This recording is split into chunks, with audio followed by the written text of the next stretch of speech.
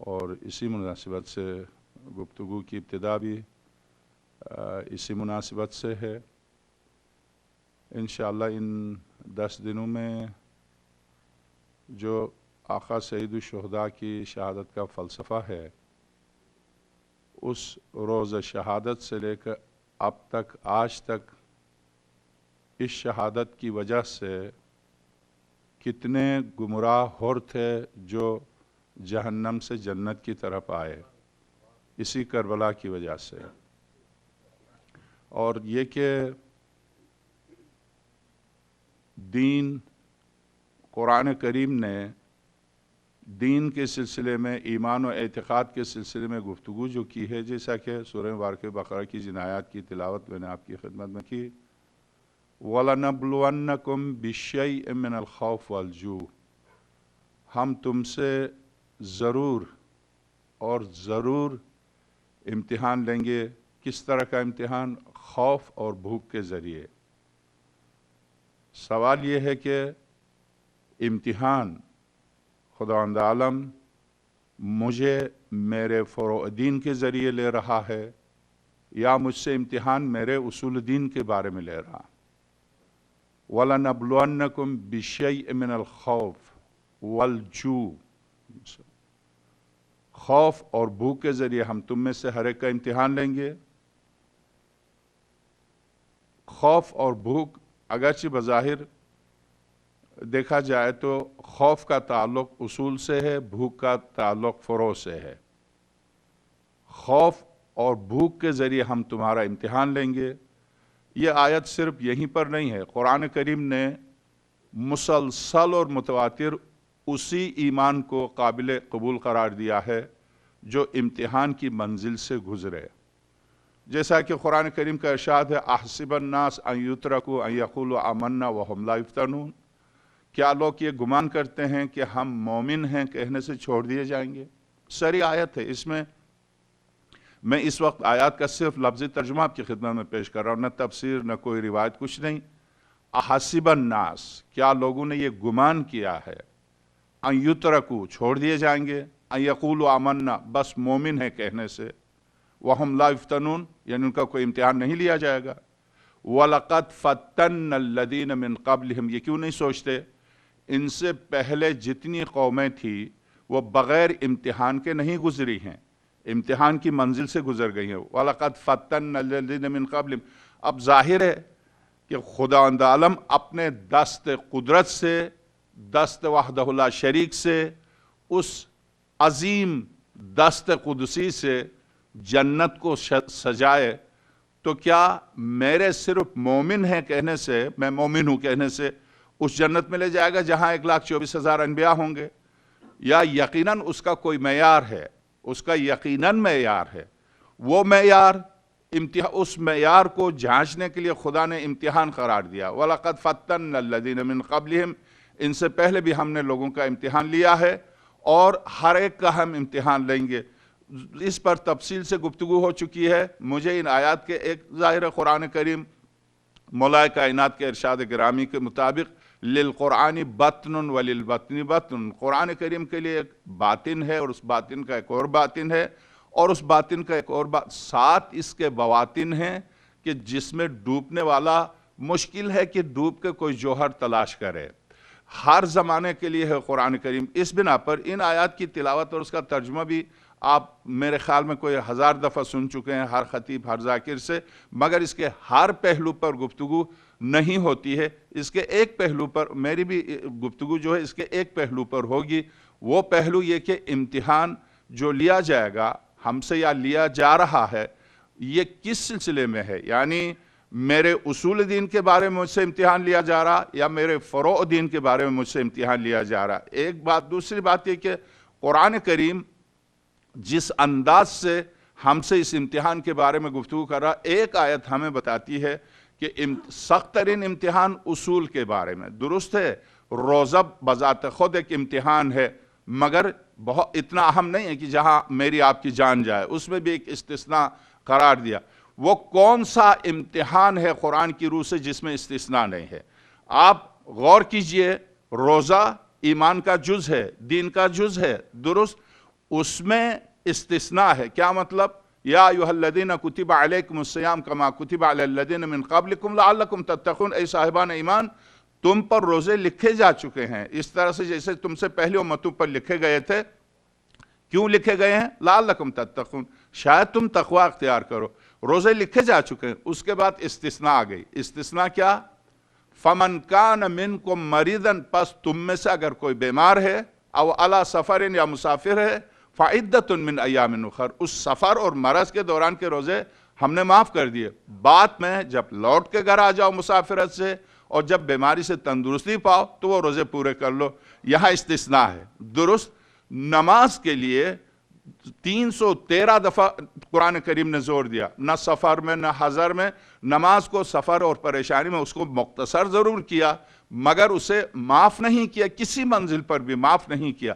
مگر سفر میں اسے 4 سے 2 کر دیا، اور قیام سے اس کو بیٹھنے کی اجازت دی. بیٹھ بھی نہیں سکتا، اس کو لیٹنے کی اجازت دی. تو اس کا مطلب نماز میں بھی استثناء ہے، روزے میں بھی استثناء ہے. حج کے لیے شرط ہی یہی ہے، وَلِلَّهِ عَلَى النَّاسِ حِجُّ الْبَيْتِ مَنِ اسْتَطَاعَ إِلَيْهِ سَبِيلًا. اللہ کا حج تمام مسلمان، تمام مومنین، تمام مسلمانوں پر فرض نہیں ہے، صرف ان پر فرض ہے جو استطاعت رکھتے ہیں. اب استطاعت میں مالی استطاعت، جانی استطاعت، راستے کی استطاعت کی 25 شرائط ہیں. وہ شرائط، ان شرائط پر کوئی اگر پورا اترتا ہے تو اس پر روزہ فرض ہے، ورنہ نہیں ہے. درست. تو گویا حج میں بھی استثناء. اسی طرح سے آپ آئیے زکوٰۃ میں اور خمس میں. خمس کے سلسلے میں قرآن کریم نے ارشاد فرمایا، سورہ مبارکہ انفال کی آیت خمس کے سلسلے میں مسلسل سنتے رہتے ہیں کہ تم نے جو کچھ بھی جمع کیا ہے، جو کچھ بھی تمہارے پاس موجود ہے، کھانے پینے اور دوست احباب زیارت حج خرچ کرنے کے بعد، اگر تمہارے پاس، اگر یہی استثناء، اگر تمہارے پاس بچ جاتا ہے تو سال کے بعد اس کا 5واں حصہ خدا ہو، رسول ہو، امام کو دو. تو اس کے معنی یہاں بھی استثناء، اگر میرے پاس کچھ نہیں بچتا ہے تو خمس نہیں ہے. اسی طرح سے زکوٰۃ ہے. زکوٰۃ فرض ہے. امام صادق سلام اللہ علیہ نے ارشاد فرمایا کہ جو شخص نماز پڑھ لے اور زکوٰۃ نہ دے وہ غلط فہمی کا شکار ہے کہ اس کی نماز قبول ہوئی ہے. اس لیے کہ قرآن کریم نے جب بھی نماز کا ذکر کیا، اقیموا الصلاۃ وآتوا الزکوٰۃ، نماز کی قبولیت کو زکوٰۃ سے منسلک کیا. بغیر زکوٰۃ دیے نماز اس کی قابل قبول نہیں ہے. درست. مگر اس کے باوجود زکوٰۃ کے لیے ایک مقدار معین کیا، اس مقدار تک تمہارا مال پہنچ جائے تو اس میں سے اتنی مقدار دو. وہ بھی کن کے لیے؟ جن کے پاس زمین ہو، جن کے پاس مویشی ہو، جن کے پاس سونے چاندی کے سکے ہوں. زکوٰۃ ان کے اوپر ہے. 9 چیزوں پر زکوٰۃ ہے. وہ 9 چیزیں میں نوٹ نہیں آتا، نوٹ پر زکوٰۃ نہیں ہے. درست. یہاں بھی استثناء. دین میں وہ کون سا فریضہ ہے جس میں استثناء نہیں ہے؟ تو اب آپ سمجھ لیا آپ نے، فروع میں ہر فرع میں استثناء ہے، اصول میں سے کسی اصل میں استثناء نہیں ہے. ایسا نہیں ہے کہ مسافر توحید کو مانے اور حاضر نہ مانے. ایسا نہیں ہے کہ حاضر توحید کو مانے مسافر نہ مانے. مسافر ہو یا حاضر، توحید ہے. اسی طرح سے مسافر ہو یا حاضر، مریض ہو یا تندرست، خدا ایک ہے. اسی طرح سے اصول میں قطعاً استثناء نہیں ہے. اصول میں جب استثناء نہیں ہے تو جس طرح سے توحید میں استثناء نہیں ہے، اسی طرح سے رسالت میں استثناء نہیں. ایسا نہیں ہو سکتا مسافر ہے تو رسول اکرم کو مانے، یا مسافر ہے تو نہ مانے، گھر پر ہے تو مان جائے. ایسا نہیں ہے کہ گھر پر ہے تو امامت کو مانے، مسافرت پر ہے تو امامت کو نہ مانے. تو اصول میں استثناء نہیں ہے، فروع میں استثناء ہے. ایک بات. دوسری بات، کیا استثنائی چیزوں میں باوجود اس کے کہ اس نے ہمیں اتنی چھوٹ دی ہے، تم مریض ہو روزہ نہیں رکھو، تم اگر کھڑے نماز نہیں پڑھ سکتے، خدا چونکہ نماز مجھ سے تیرے اتصال کا مسئلہ ہے، اس لیے اتصال مجھ سے متصل. حضرت موسیٰ کے لیے سورہ طٰہٰ کی آیت، موسیٰ اقیم الصلاۃ لذکری، موسیٰ نماز قائم کرو میری یاد کے لیے، مجھے یاد رکھنے کے لیے، مجھ سے گفتگو کے لیے. خدا سے گفتگو ہے. جب بھی بندہ چاہے خدا سے گفتگو کرے، نماز قائم کرے. درست. نماز اس میں بھی استثناء. یعنی بیٹھ کے پڑھ لے، لیٹ کے پڑھ لے، جان کندنی کی حالت میں صرف اشارہ کر لے تاکہ تیرا اتصال آخری لمحے تک اس ذات مطلق سے جدا نہ ہو، اتصال کے لیے۔ مگر ہر منزل پر نماز اتنا اہم فریضہ، اس میں ہر منزل پر استثناء ہے۔ آئیے جو بلا استثناء ہے، مریض، تندرست، یہاں تک کہ تمام فرائض میں بلوغ شرط ہے، بنیادی شرط بلوغ، بالغ ہونا، لڑکی ہو تو لڑکا ہو تو بالغ ہونا شرط ہے۔ بغیر بلوغ کے اس کے اوپر کوئی نماز، کوئی روزہ، کوئی حج فرض نہیں ہے۔ مگر اصول دین نابالغ پر بھی واجب ہیں۔ وہ کس طرح سے؟ آپ جانتے ہیں کہ اگر ایک غیر مسلم معصوم بچہ مر جائے تو اس کا حکم کس میں ہے؟ کیا باپ، ماں، خاندان غیر مسلم ہے؟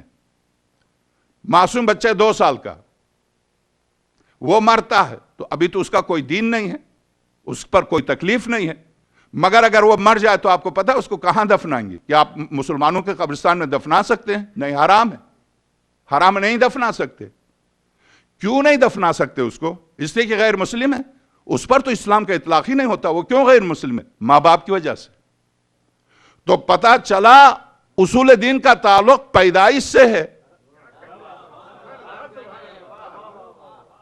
اصول دین کا تعلق پیدائش سے ہے، جب پیدا ہو تب سے وہ اصول کا پابند ہے، اس کے لیے بلوغ کی شرط نہیں ہے۔ تو اس کے معنی اصول دین بلا استثناء ہیں۔ تو جو اصول دین بلا استثناء ہیں، جن میں کوئی استثناء نہیں، اسی لیے ایک مسلمان بچہ 2 سال کا، 1 سال کا، 6 مہینے کا، یہاں تک کہ سخت ہو گیا ہے، رحم مادر سے سخت ہو گیا، کہاں دفنائیں گے آپ؟ غیر مسلم قبرستان میں دفنا سکتے ہیں؟ حرام ہے۔ کیوں؟ اس لیے کہ وہ مسلمان ہے۔ کیسے مسلمان ہے؟ وہ تو ابھی 6 مہینے کا ہے، یا وہ سخت ہو گیا۔ ماں باپ کے حکم میں ہے، وہ پیدائشی طور پر ماں باپ مسلمان ہے، اس پر اسلام کا حکم ہے۔ تو اس پر جو اسلام کا حکم ہے وہ اعتقاد کی بنیاد پر ہے، عمل کی بنیاد پر نہیں ہے۔ اگر اس کے والدین فاسق و فاجر بھی ہوں مگر کلمہ گو ہیں تو وہ بچہ مسلمان ہے، بچہ مسلمان ہے۔ تو اس کے معنی اصول دین میں استثناء نہیں ہے، فروع دین میں استثناء ہے۔ تو آئیے، اسی لیے اب میں 2 سال، غالباً 2 سال پہلے خطبہ مولائے کائنات پر یہاں سفر کا پہلا اشرا پڑا تھا علائم ظہور میں۔ اس میں امیر المومنین سلام اللہ علیہ نے ارشاد فرمایا تھا، دیکھو ہمیں برا کہا جائے برداشت کر لو، ہمیں اگر لوگ گالیاں دیں ہٹ جاؤ، یا اگر نہیں ہٹ سکتے برداشت کر لو، مگر یاد رکھو نماز کے لیے، جہاں نماز کے لیے ضرورت پیش آئے تو آپ کو حکم ہے شرعاً مکتب اہل البیت میں کہ آپ ہاتھ باندھ کے نماز پڑھ لیں، حکم ہے، حکم شرعی، اس کی مخالفت نہیں کرتے۔ امام صادق سلام اللہ علیہ نے فرمایا، جس نے تقیے کو ترک کیا وہ ہم میں سے نہیں ہے۔ جس نے تقیے کو، التقیۃ دینی و دین و آبائی، تقیہ میرا اور میرے آبا و اجداد کا دین ہے۔ ابو طالب نے تقیے کی وجہ سے رسالت کی حفاظت کی، ابو طالب نے تقیے کی وجہ سے دین کو گود میں پالا، عبد المطلب نے تقیے کی وجہ سے رسالت میں آپ کو اور ان کے والد کو پالا۔ اسی لیے امام صادق سلام اللہ علیہ ارشاد فرماتے التقیۃ دینی و دین و آبائی، خلیل خدا موسیٰ، یہ سب کیا موسیٰ، جس موسیٰ کو آپ غور کیجئے گا تقیے پر، میں عرض کروں، سورہ طٰہٰ، سورہ شعراء، سورہ اعراف، ان تمام سورتوں میں سب سے زیادہ ذکر جس نبی کا وہ موسیٰ ہے۔ حضرت موسیٰ کے سلسلے میں سورہ قصص نے فرمایا، سورہ قصص کی پہلی سے لے کے 7ویں آیت تک سورہ قصص کہتی ہے کہ خداوند عالم نے براہ راست حضرت موسیٰ کی ماں سے گفتگو کی۔ دیکھو، بچے سے خوفزدہ نہ ہو، جب تمہیں ڈر لگے تو بچے کو بکسے میں بند کر کے دریا میں ڈال دو، اے موسیٰ کی ماں ہم تجھ سے وعدہ کرتے ہیں بچے کو لوٹا دیں گے۔ بکسے میں بند کر کے دریا کے حوالے کیا، لوٹا دیا بچے کو۔ میرا سوال یہ ہے، جب بچے کو لوٹا دیا، بچہ جب آیا تو کہاں آیا؟ ماں کے پاس نہیں آئے، فرعون کے پاس۔ فرعون کی کنیزوں نے ان کو نکالا، لے کے آئے فرعون کے دربار میں۔ جب اس واقعے سے پہلے 70,000 معصوم بچوں کو موسیٰ کے خوف سے قتل کر چکا تھا. اب موسیٰ جب آئے تو فرعون کی بیوی نے کہا قتل نہ کر, ہماری اولاد نہیں, ہم اس کو بیٹا بنا لیں گے. وہ واقعہ پورا سن چکے. مجھے ایک جملے پر گفتگو کرنی ہے کہ امام صادق صلی اللہ علیہ فرماتے ہیں تقیۃ دین و دین و آبائی. تقیہ پر تفصیل سے گفتگو بھی نہیں ہے. یہ عشرے کا تعلق تقیہ سے نہیں ہے, بلکہ عشرے کا تعلق تو اس سے برعکس ہے. اس بنا پر میں فلسفہ تقیہ پر 2 جملہ عرض کرتا ہوں آپ کی خدمت میں کہ تقیہ صرف مکتبہ اہل البیت کا نہیں ہے, تقیہ انبیاء الہی کا ہے. نوح سے لے کر خاتم الانبیاء تک ہر نبی کی سنت رہی ہے تقیہ. تقیہ کے سلسلے میں حضرت موسیٰ کا چونکہ سب سے زیادہ ذکر قرآن کریم ہوا, آپ غور کیجئے سورہ قصص کی آیت, اس آیت پر جب ساری, اور سورہ حشر میں بھی یہ واقعہ 2 آیتوں میں بیان کیا گیا, اور آگے جا کے قرآن کریم میں سورہ جاثیہ میں 3 مقامات پر اس واقعے کو بیان کیا گیا قرآن کریم نے. جب حضرت موسیٰ غرض جب 2 دن ہو گئے 3 دن ہو گئے خواتین کو لے کر آتے رہے 250-300 خواتین کو لایا, دودھ نہیں پی کے دے رہے. اب جب ان کی ماں کو لے کر آئے تو فوراً لپ کے اور دودھ پیا. تو یہاں تو قرآن نے صاف طور سے کہا کہ اس سوال کا جواب دے دیا, موسیٰ نے غیر ماں کا دودھ کیوں نہیں پیا؟ تو قرآن نے کہا ہم نے دوسری خواتین کا دودھ ان پر حرام قرار دیا تھا. تو اس کے معنی تو یہ ہوئے کہ گود مادر میں نبی حرام و حلال کو جانتے ہی نہیں تھے بلکہ پابند تھے. درست, پابند تھے درست. مگر آئیے جب گود مادر میں دودھ غیر ماں کا نہیں پی رہے, اس لیے کہ خدا نے حرام قرار دیا ہے, صرف ماں کا دودھ پی رہے ہیں, تو کیا یہ نبی جو گود میں حرام و حلال جانتا ہے جب 8 سال کی عمر تک پہنچا تو اس وقت کیا نماز روزہ دوسرے احکام کا پابند نہیں تھا جب دودھ کا پابند تھا؟ اور دوسرے احکام کا اگر پابند تھا تو کیا ان پر عمل کیا یا فرعون کے دربار میں تقیہ کیا؟ اگر تقیہ کیا ہے تو تقیہ وہ عمل ہے جس نے طول تاریخ میں نبوت کی حفاظت کی, انبیاء کی حفاظت کی. اسی طرح سے ابراہیم خلیل, اسی طرح سے آگے چلیے حضرت عیسیٰ, باوجود اس کے کہ مردے کو زندہ کر کے گود مادر میں بول کے دکھایا, یہودی نہیں مان کے دیے. اسی طرح سے تقیہ درست اب دین میں تقیہ ہے, مگر کس عمل میں؟ اصول میں یا فروع میں؟ تو آپ غور کیجئے, حرام و حلال کا تعلق اکل و شرب کا تعلق معاملات سے ہے. تو آپ فروع دین میں, معاملات میں آپ نماز پڑھ رہے ہیں, اگر آپ جان کا, عزت کا, دین کا, آبرو کا خطرہ ہے, آپ پر واجب ہے کہ آپ ہاتھ باندھ کے کھڑے ہوں, آپ پر واجب ہے. درست, یہ دین کا. مگر امیر المومنین صلی اللہ علیہ کا ارشاد, مگر اگر ولایت کا امتحان لیا جائے تو گردنیں جھکا لو, پیچھے نہیں ہٹو. گردنیں آگے کرو, پیچھے نہیں ہٹو. امیر المومنین کا ارشاد. وہاں تقیہ نہیں ہے, وہاں تقیہ نہیں. اسی طرح سے سورہ واقعہ حامیم فصلت کیا, ان الذین قالوا ربنا اللہ ثم استقاموا تتنزل علیہم الملائکۃ ان لا تخافوا ولا تحزنوا وابشروا بالجنۃ التي کنتم توعدون. اگرچہ یہ آیت مکے میں جناب خباب ابن الارت رضوان اللہ تعالی علیہ اس جلیل القدر صحابی کے بارے میں اتری ہے کہ جسے آگ کے انگاروں پر لٹا کے مارا گیا, اور آگ پر لیٹ کے بھی اس نے لا الہ الا اللہ کہا. تقیہ کی عقیدے کی منزل پر ایک صحابی ملتے ہیں کہ جن کی فضیلت میں قرآن کریم کی آیات اتری, وہ ہے عمار یاسر. عمار یاسر کے سامنے جب ان کی ماں کو قتل کیا, درخت سے باندھ کے سمیہ کو, پہلی شہید خاتون, تیر اندازی کی اور وہ شہید ہو گئی. ان کے بڈھے والد, ضعیف والد یاسر کو تپتی ہوئی ریت میں گھسیٹ کے انہیں شہید کیا گیا جوان بیٹے کے سامنے. اب جوان بیٹے کو جب تڑپا کے مارنا چاہتے تھے, ان سے کہا کہ کلمہ لا الہ الا اللہ سے منحرف ہو جاؤ تو ہم چھوڑ دیں گے. یہاں پر صرف یہی واقعہ ملتا ہے کہ دل سے منحرف نہیں ہوئے, زبان سے انہوں نے اتنی سختی کی کہ زبان سے ان کو کہنا پڑا اچھا جو تم کہتے ہو وہ میں مانتا ہوں. اس کے بعد روتے ہوئے خاتم الانبیاء صلی اللہ علیہ وآلہ وسلم کی بارگاہ میں آئے, اور جب آ کے عمار نے روتے ہوئے قدموں پر گر کے کہا یا رسول اللہ اتنی سختی کی کہ میں دم نکل رہا تھا. میں نے کہا اچھا تم جو کہتے ہو وہی میں کہتا ہوں، تو کیا میں اسلام سے منحرف ہوا؟ فوراً آیت نازل ہوئی، اے میرے حبیب اس کے دل سے ایک لمحے کے لیے بھی توحید مٹا نہیں ہے، یہ موحد ہے اور اس کا ایمان مجھے قبول ہے۔ اس کے بعد آیت کہتی ہے من اکرہا، جسے ظلم و جبر کیا جائے وقلبہ مطمئن، اور جس کا دل مطمئن ہو ایمان پر، ہمیں اس کا ایمان قبول ہے، زبان سے کچھ بھی کہے۔ درست، اس کے علاوہ قرآن میں کوئی آیت نہیں ملتی۔ ہر آیت اعتقاد کے سلسلے میں کہ تمہارا امتحان فروع دین میں، نماز میں، روزے میں، حج میں، زکوٰۃ میں نہیں، تمہارا امتحان عقیدے میں لیا جائے گا، عقیدے میں تمہارا امتحان لیا جائے گا۔ چونکہ فروع دین میں ظاہر ہے، اب فروع دین کا تعلق ارکان سے ہے، آپ قیام کر رہے، رکوع کر رہے، خود آپ کا قیام و رکوع ثبوت نماز ہے، تو وہاں امتحان کیا؟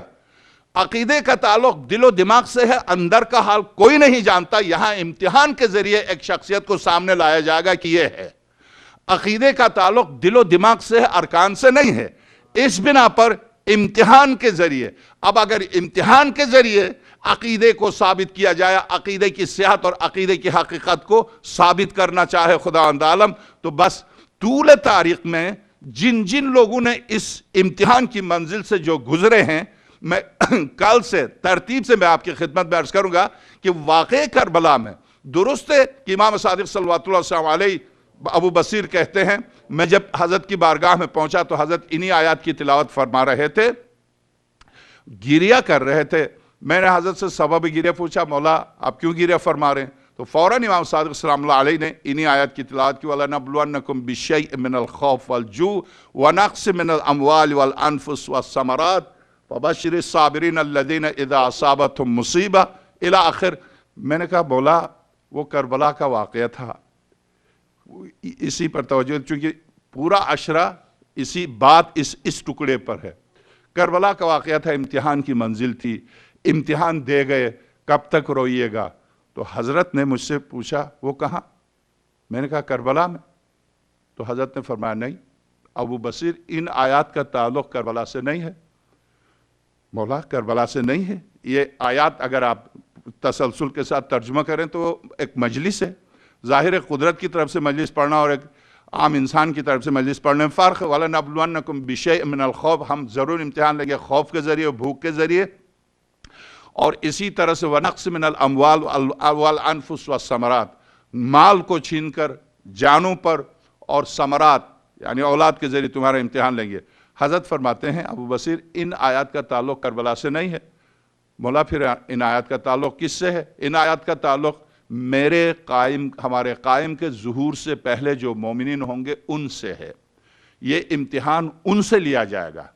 تو ایک تو یہ کہ اقتصادی طور پر جیسا کہ آپ دیکھ رہے ہیں دنیا یعنی وسائل کے ہوتے ہوئے بھی دنیا جس طرح سے پریشانی کی طرف بڑھ رہی ہے، اور دوسرا یہ کہ ہم واقعاً ہم امتحان لیں گے۔ وَلَنَبْلُوَنَّكُمْ بِشَيْءٍ مِّنَ الْخَوْفِ وَالْجُوعِ وَنَقْصٍ مِّنَ الْأَمْوَالِ، حضرت فرماتے ہیں ان آیات میں تم دیکھتے نہیں ہو بھوک کا ذکر ہے، خوف کا ذکر ہے، مال کا ذکر ہے، جان کا ذکر ہے، اولاد کا ذکر ہے، اور قرآن کریم کی روح سے وَجَعَلْنَا مِنَ الْمَاءِ كُلَّ شَيْءٍ حَيٍّ، ہم نے اس کائنات کی زندگی، یہی کینیڈین تقریباً 15 ڈاکٹر ہیں جو 25 سال پہلے اس آیت کی بنیاد پر مسلمان ہوئے تھے، جن کا ایک رسالہ بھی ملتا ہے، میں ذہن میں نہیں اس وقت، 25 سال پہلے اسی آیت پر وَجَعَلْنَا مِنَ الْمَاءِ كُلَّ شَيْءٍ حَيٍّ، کائنات کی ہر شے کی حیات کو ہم نے پانی سے دیا ہے۔ تو ظاہر ہے کہ ایک صحرائے عرب سے آنے والا 1500 سال پہلے اس نے یہ نظریہ کس طرح سے پیش کیا، اس سے پہلے کسی نے یہ پیش نہیں کیا تھا کہ کائنات میں حیات پانی سے ہے، تو اس پر تحقیق کر کے مسلمان ہوئے تھے۔ میں عرض کروں کہ امام صادق سلام اللہ علیہ ابو بصیر سے فرماتے ہیں ابو بصیر، قرآن کریم نے امتحان کا معیار، عام مسلمانوں سے امتحان کا معیار 5 پرچے رکھے ہیں: بھوک، بھوک ہے، خوف ہے، جان کا ہے، مال کا ہے، اولاد کا ہے، 5 ہیں۔ کربلا کا امتحان اس سے بہت بلند تھا، اس لیے کہ قرآن کی روح سے اور پھر انسانی تجربے کی روح سے اس حیات کا تعلق، حیات کی ابتدا اور انتہا پانی کے اوپر، وَجَعَلْنَا مِنَ الْمَاءِ كُلِّ شَيْءٍ حَيٍّ، ہم نے تمام حیات پانی سے دی ہے۔ تو وہاں تو حیات سے امتحان کی ابتدا تھی، پیاس سے، جبکہ ان آیات میں پیاس کا ذکر نہیں ہے۔ وہاں پیاس سے امتحان کی ابتدا پیاس سے تھی۔ انتہا کے بارے میں ابو بصیر کربلا کے امتحان کے انتہا کے بارے میں ایک مومن سوچ لے تو اس کا دل پھٹ جائے گا، وہ برداشت نہیں کر پائے گا۔ اس امتحان کی انتہا کیا تھی؟ وہ تو چونکہ 1,24,000 انبیاء کا نمائندہ امتحان دے رہا، خلیل کی جگہ پر جس نے وعدہ کیا تھا وہ امتحان دے رہا، ذبیح کی جگہ پر جو سامنے آیا تھا وہ امتحان دے رہا، اس کا امتحان جتنا وہ بلند ہے اتنا اس کا امتحان بلند ہے۔ اس بنا پر اس امتحان کے بارے میں سوچنا کسی کے بس میں نہیں ہے۔ اے ابو بصیر، تو اس کے معنی کیا ہوئے؟ مجھ سے اور آپ سے امتحان لیا جائے گا۔ میں سابقاً عرض کر چکا، کیا روزے کے ذریعے؟ درست ہے کہ روزے جزء دون ہے، درست ہے کہ روزے کے بغیر انسان مومن نہیں ہو سکتا، یہ بات طے ہے، چونکہ دین ایک تسلسل کے ساتھ ایک کل نظام کا نام ہے۔ اس نظام کا جو جز مجھ میں کم ہوگا اتنا ایمان مجھ میں کم ہوگا۔ میں نماز نہیں پڑھتا ہوں نعوذ باللہ، تو نماز وہ اسلام کا جز میرا ناقص ہے۔ میں اگر روزے نہیں رکھتا ہوں تو وہ جز میرا ناقص ہے، میں کامل مسلمان نہیں کہہ سکتا اپنے آپ کو، درست ہے۔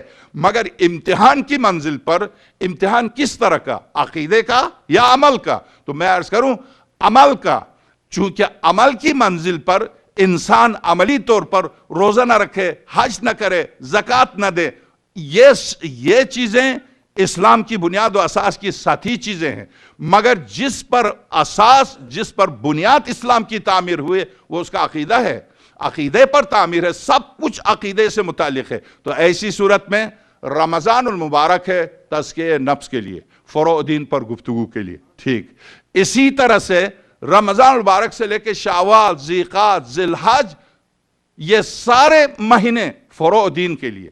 مگر اگر آپ ائمہ کی سیرت کو دیکھیں، ائمہ کے روش کو دیکھیں کہ یہ محرم میں نے آپ نے تو نہیں منایا، میں نے اور آپ نے تو شروع نہیں کیا، اس محرم کے بانی معصوم ہیں، ہم تو نہیں ہیں۔ معصوم نے جب اس محرم کو شروع کیا تھا تو معصوم کی روش کیا تھی؟ معصوم محرم کو کس طرح سے مناتے تھے؟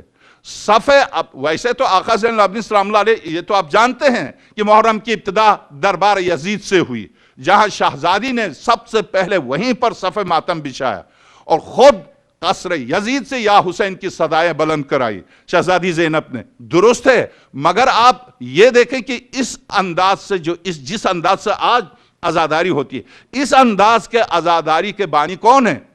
امام باقر سلام اللہ علیہ۔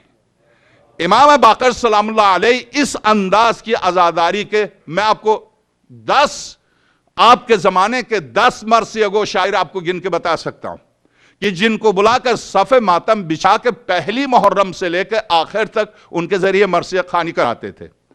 پہلا مرثیہ گو شاعر جس کے مرثیوں سے کتابیں بھری پڑی ہیں کمیت ہے۔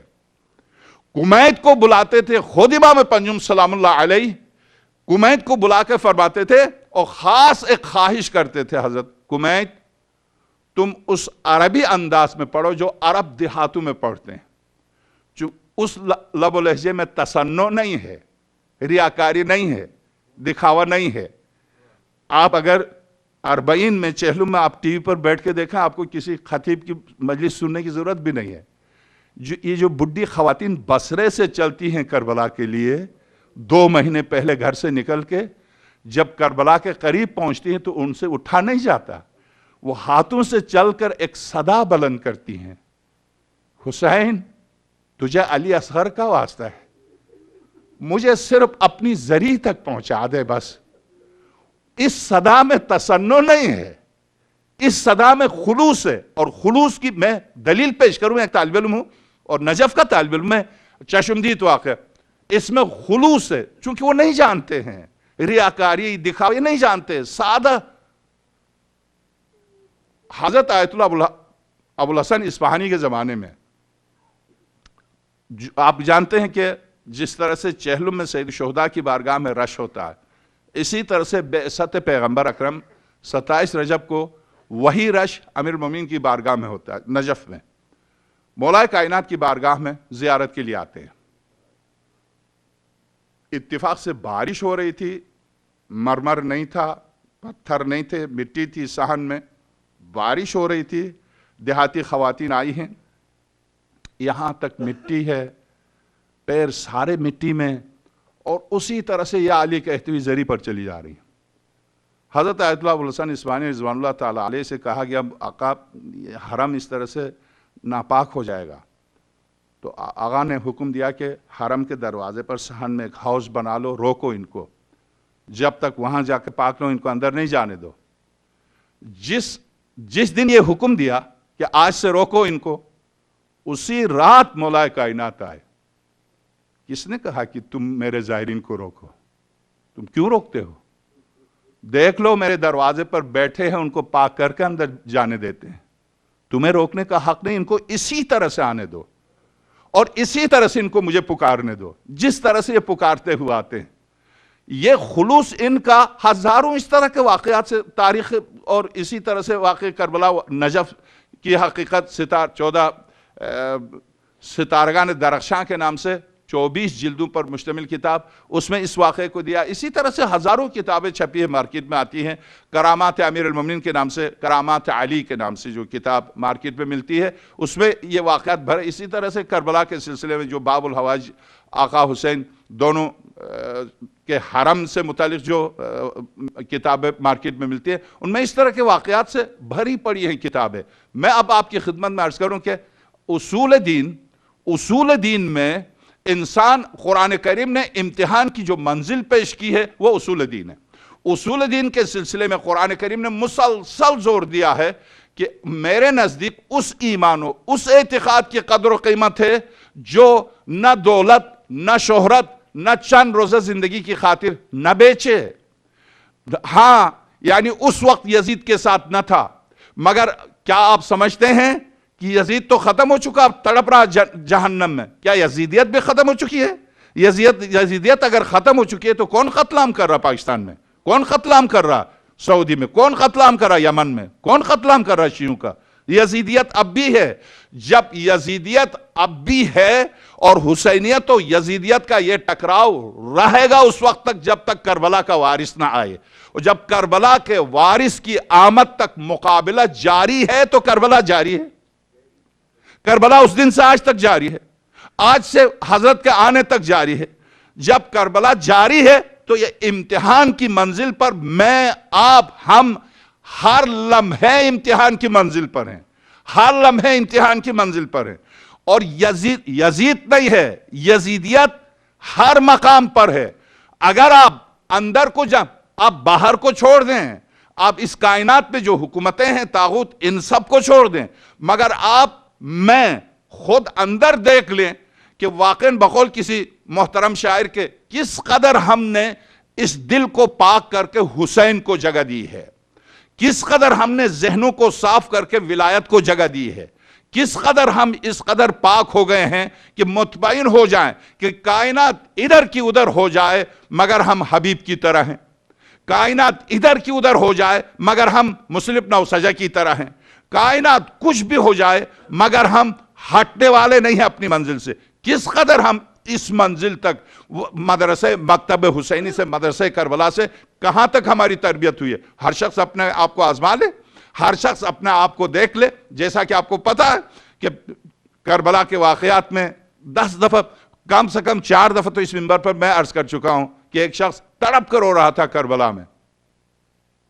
ہندوستان کا واقعہ تو میں نے عرض کیا تھا، وہ زیارت کے لیے تڑپ کر روتے تھے، یہ 40 سال تک روتے رہے، مولا بلا لیجئے، بس بلانے کے بعد مجھے واپس نہیں بھیجیے گا، آپ کے دروازے پر ملائکہ کی آمدرب کی منزل ملائکہ پر مجھے وہیں بس میرا دم نکل جائے اور وہیں پر میرا انتقال ہو جائے، وہی آپ کے دروازے پر دفن ہو جاؤں۔ کیونکہ ظاہر ہے کہ وادی السلام وادی السلام ہے، مولا کائنات کی قبر مقدس سے لے کے وادی السلام کے اختتام تک لوط ہیں، ہود ہیں، صالح ہیں، یعنی تقریباً ظاہر ہے مجھے 10-20 انبیاء کے نام یاد ہیں، شیس ہیں، نوح اور آدم تو وہیں پر ہے مولا کائنات کے ساتھ، دائیں جانب نوح ہے، بائیں جانب آدم ہے، بیچ میں امیر المومنین ہے، ایک ہی قبر کے اندر 3 خلفاء خدا ہیں۔ تو روئے زمین پر مقدس ترین قبرستان وادی السلام ہے، درست؟ تڑپ کر ہوتے تھے، مولا بس بلا لیجئے وہیں میری جان نکل جائے۔ 40 سال کے بعد دعا قبول ہوئی، وسائل پیدا ہو گئے، چلے گئے نجف، پہنچ گئے وہاں، اور ٹھیک زری پکڑ کے تڑپ رہے تھے، بخار آیا۔ جیسے ہی بخار آیا مطمئن ہو گئے کہ دعا 40 سال کی 100% قبول ہوئی، اس میں ذرہ برابر ادھر ادھر نہیں ہوا. تو پھر زری پکڑ کے کہا مولا اس دفعہ مجھے بھیج دیجیے گا، واپس آ جاؤں گا. ایک تو یہ ہے، اور دوسرا بالکل اسی طرح کا تڑپ کر رو رہے تھے کربلا میں. ایک خطیب خطابت کرتے تھے سید شامی کے نام سے. یہ ہمارے زمانے کا واقعہ، کوئی دور کا واقعہ نہیں، یعنی 60 اور 70 کے درمیان کا واقعہ. تڑپ کر رو رہے تھے مولا آ جائیے، مولا بس اب آ جائیے، بہت ہو گیا، آ جائیے. امام زمانے کو پکارتے تھے. آپ کے لیے کربلا والوں جیسے موجود ہیں اس وقت کم تھے، آپ کے لیے زیادہ ہیں. آپ کیوں غائب ہیں؟ آپ کیوں نہیں آتے ہیں؟ گلے شکوے حد سے بڑھ، یعنی تہذیب سے بھی خارج ہو گئے تھے. جس خطیب سے خطابت کراتے تھے ان سے کہا کہ امام زمانے کے ظہور کی دعا مانگیے. تو انہوں نے کہا نہیں میں نہیں مانگ سکتا. کہا کیوں؟ میں منافقت نہیں کر سکتا، میں امام زمانہ سے منافقت کروں یہ ممکن نہیں ہے. کہ لگا وہ کیسے؟ وہ اس طرح سے کہ مجھے خود میں اس منزل پر نہیں پاتا جس منزل پر حبیب تھے، میں اس منزل پر نہیں پاتا جس منزل پر مسلم نوسجد تھے. اسی طرح سے شہداء ابو تمامہ سیداوی اور یہاں تک کہ اور جو آخر میں آیا تھا، میں اس منزل پر نہیں پاتا. میں اگر گزر گیا تو لطف و کرم کا دروازہ آجا. زندگی بھر ایک آغا نے کتاب لکھی ہے کرامات مجالس کے نام سے، اس میں یہاں آنے سے کوئی 10-15 دن میں نے دیکھا کہ عجیب واقعہ لکھا. ایک ذاکر خطیب خطابت کر کے ممبر سے اتر کے جا رہے تھے، دیکھا راستے میں ایک شرابی شراب پی کے مستی میں گرا ہوا. تو پیدل جا رہا تھا، رات کا وقت تھا، اس نے پکڑ لیا شرابی نے ان کو. کہاں سے آ رہا ہو؟ مجلس پڑھ کر آ رہا ہوں. تو وہ مستی میں تھا، اس نے کہا اچھا تو یہی وہ مجلس یہاں میرے لیے بھی پڑھ لے. انہوں نے کہا تیرے لیے کیسے پڑھوں؟ تو مست ہے. نہیں میں مست نہیں ہوں، مجلس پڑھ لے. اب جو شراب کی مستی میں اس نے زور سے کہا پڑھ لے ورنہ میں تجھے نہیں چھوڑوں گا. تو اس نے کہا اچھا میں یہاں کھڑے ہو کر نہیں پڑھ سکتا. کہا پھر کیا چاہے؟ ممبر اچھا میں ممبر بنتا ہوں. تو میں ممبر بنتا ہوں، مجھ پر بیٹھ کے پڑھ لے. اچھا تو بیٹھ جا، ممبر ہو جا، میں پڑھ لوں گا. وہ ممبر بن گیا، اس کے اوپر بیٹھ کے انہوں نے مجلس پڑھی اور پوری مجلس پڑھی. مجلس پڑھ کے چلا گیا. اس کے بعد اسے ہوش آیا، یہ بیچارہ تڑپا رویا اور اس کے بعد اس نے معافی تلافی کی.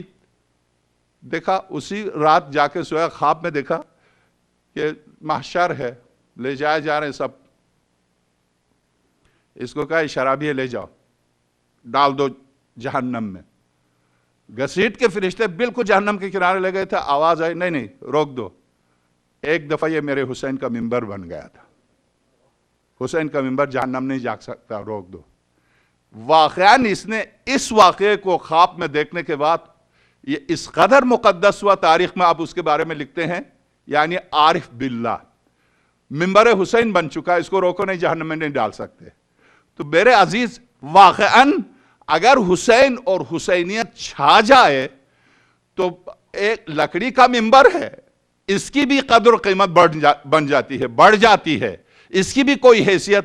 مگر ہم بحیثیت مومن کے، بحیثیت ایک مخلص کے، کیا واقعاً ہم اس منزل پر ہیں کہ اس نے کہا کہ آپ دعا کر لیں امام زمانہ کے ظہور کی؟ کہا میں دعا نہیں کر سکتا، میں منافقت حضرت سے نہیں کر سکتا. کیا مطلب یہ کہ آقا امام زمانہ کو جب پکارے تو انسان اس طرح سے پکارے کہ امام زمانہ کو لگے کہ کوئی مجھے پکار رہا ہے. میں ایسا نہیں کر سکتا. نہیں، میں نے مجلس اس لیے منعقد کی ہے، مجلس کا بانی میں ہوں، آپ ہوں گے بانی، مگر یہ ممبر آپ کا نہیں ہے، یہ میرے جد کا ممبر ہے، اس سے آپ نہیں روک سکتے. زیادہ سے زیادہ ہدیہ نہیں دے، میں نہیں لوں گا، مجھے ضرورت بھی نہیں ہے. مگر اسے غصہ آیا، وہ ہر سال مجلس رکھتا تھا. اس نے دوسرے دن ان کو جسارت کی توہین کی، 1-2 ہاتھ بھی اٹھائے. وہ روتے ہوئے چلے گئے. کہا اب تو جو کچھ بھی کر لے، مجھے امام زمانے کی دعا نہیں مانگنی ہے. اسی شب جس شب اس نے ممبر سے اتار کے ان کو مارا تھا، اسی شب حضرت آ گئے. آقا امام زمانہ روح الفدا. کربلا ہے، وہی منظر ہے جو کربلا میں تھا. بالکل تیروں کی بارش ہو رہی ہے. اس نے کہا تھا کہ حبیب کوئی اوپر سے آیا تھا. ابو تمامہ سیداوی خاندان قبیلے سیدا سے تھا، میں اس قبیلے سے ہوں. مجھ سے کیا ان میں خوبی تھی؟ میں بھی ابو تمامہ سیداوی بن سکتا ہوں۔ اس نے جب یہ کہا تو اس نے کہا تو نہیں بن سکتا، میں نہیں بن سکتا، میں اولاد رسول ہوں مگر میں حبیب نہیں بن سکتا۔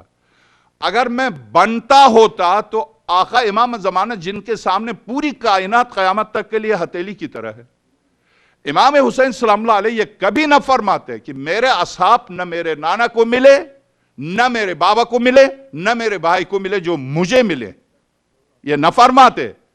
ہم ایسا نہیں ہو سکتے۔ تو کہنے لگے نہیں آپ کی غلط فہمی ہے، ہو سکتے ہیں۔ نہیں پڑا، انہوں نے ہاتھ اٹھایا۔ دوسری شب کو جب خواب میں دیکھا حضرت آئے ہیں، کربلا ہے، حضرت نے فرمایا آجا تیری خواہش پوری کرنے کے لیے آیا ہوں، ورنہ میرے ظہور کا وقت ابھی نہیں تھا، تیری خواہش کی تکمیل کے لیے آیا ہوں، حکم خدا ہے، اب آجا میں آیا ہوں۔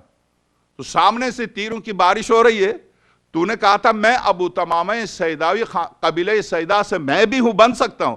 ابو تمامہ سیداوی شہید ہونے سے پہلے 34 تیر کھا کے گر چکا تھا، آجا صرف ایک تیر کو روک لے، ایک تیر کو روک لے، میں نماز پڑھ لوں۔ اس نے جب زیارت وارثہ میں یہ تو لطف ہے، یا لیتنا کننا معک، کاش ہم کربلا میں ہوتے۔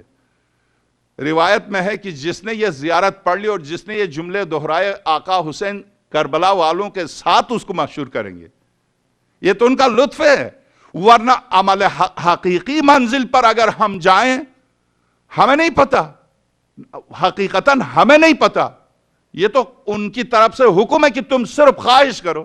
یہ تو مولا کائنات کا ارشاد جنگ جمل کے اختتام پر، اگر ایک کوفے والے نے کہا کاش میرے بھائی یہاں ہوتے بہت خوش ہوتے، نہیں ہے کوفے میں، کیوں نہیں آئے؟ بیمار تھے، بستر سے نہیں اٹھ سکتے تھے، مگر آپ کی کامیابی سن کے اتنے خوش ہوں گے کہ جتنے یہاں کامیاب ہوئے وہ اتنے خوش نہیں ہوں گے۔ مولا کائنات نے قسم کھائی، فوالذی بیدہ نفسی، اس ذات کی قسم جس کے قبضے قدرت میں علی کی جان ہے، یہاں جو شہید ہوئے میری راہ میں ان میں، اور جو وہاں بستر پر میری کامیابی کی خوشی منا رہے اس میں کوئی فرق نہیں ہے، دونوں برابر ہیں وہاں پر۔ تو درست نیت، انما الاعمال بالنیات، درست ہے نیت، مگر اس نیت پر عملی جامہ پہناتے وقت میں کہاں تک عمل پیرا ہو سکتا ہوں، اس کا تعلق امتحان سے ہے۔ اسی کی خاطر خداوند عالم نے امتحان کو رکھا ہے۔ اس امتحان کی منزل پر بعض اوقات بعض افراد نے طول تاریخ میں اپنی زندگی میں جو امتحان دیا ہے، اس امتحان کی منزل پر جن کو کربلا نے ہور کی طرح، جیسے شروع میں عرض کیا، ہور کی طرح جن کو کربلا نے کھینچ کا اپنی طرف لے کے آیا، ان لوگوں نے جو آنے کے بعد کتابیں لکھی۔ اب تک میں صرف آپ کی خدمت میں 4 افراد کی کتابوں سے پڑھتا تھا۔ ایک گزشتہ سال میں نے آپ کے اسی سفر کے عشرے میں گزشتہ سال جو سنی سے شیعہ ہوئے تھے، ڈاکٹر اسعد قاسم، حقیقت الشیعۃ الاثنا عشریہ، اثنا عشری شیعہ کی حقیقت، وہ اس کتاب کا آدھا حصہ میں نے پڑھ لیا تھا آپ کی خدمت میں، ساری مجلس سے پورا عشرہ اسی کتاب سے پڑھا تھا، سفر کا۔ تیجانی کی کتابیں کئی دفعہ آپ سن چکے، ڈاکٹر تیجانی۔ اسی طرح سے یمن سے جو ٹی وی پر آتا ہے ایران سے، اور اب کویت کی ٹی وی پر خاص طور سے اس کو بلاتے ہیں ڈاکٹر حسام العماد، جو رو کے کہتا کاش میں خارجی ہوتا مگر میں وہابی نہ ہوتا۔ ایک علی کے خلاف تقریر پر مجھے سعودی سے $1000 ملتے تھے۔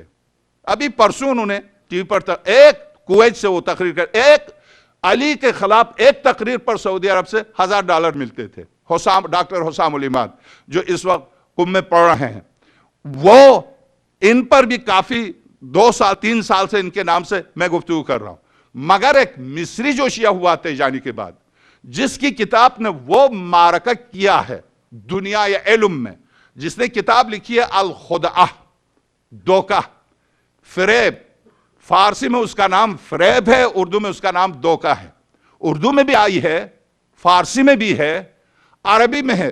اصل میں یہ چیف ایڈیٹر تھا الاہرام مصر، سب سے بین الاقوامی اخبار کا۔ اس کے بعد یہ 10 دفعہ جیل جا چکا ہے۔ اس کے بعد یہ شخص انقلاب اسلامی کے بعد نکلا ہے گھر سے صرف مکتب کی تحقیق میں۔ اس نے مصر میں جتنی مذہبی تنظیمیں تھیں، ہر تنظیم میں گھس کے بڑے عہدے پر فائز ہو کے مطالعہ کیا، دیکھا اس میں کچھ بھی نہیں ہے۔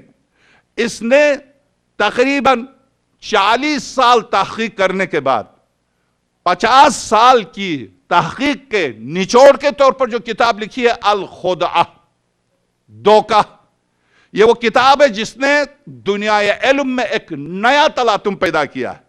تو میری پوری کوشش ہوگی کہ کل کے بعد سے 5 جو پی ایچ ڈیز دنیا عرب کے، ویسے تو خیر اب تک لاکھوں ہوئے ہیں، مگر جو شیعہ ہوئے ہیں وہ خود شیعہ ہوئے ہیں، مگر جنہوں نے اپنی کتابوں سے 10 لاکھ کو شیعہ کیا ہے، ان کی کتابوں پر میری گفتگو ہوگی۔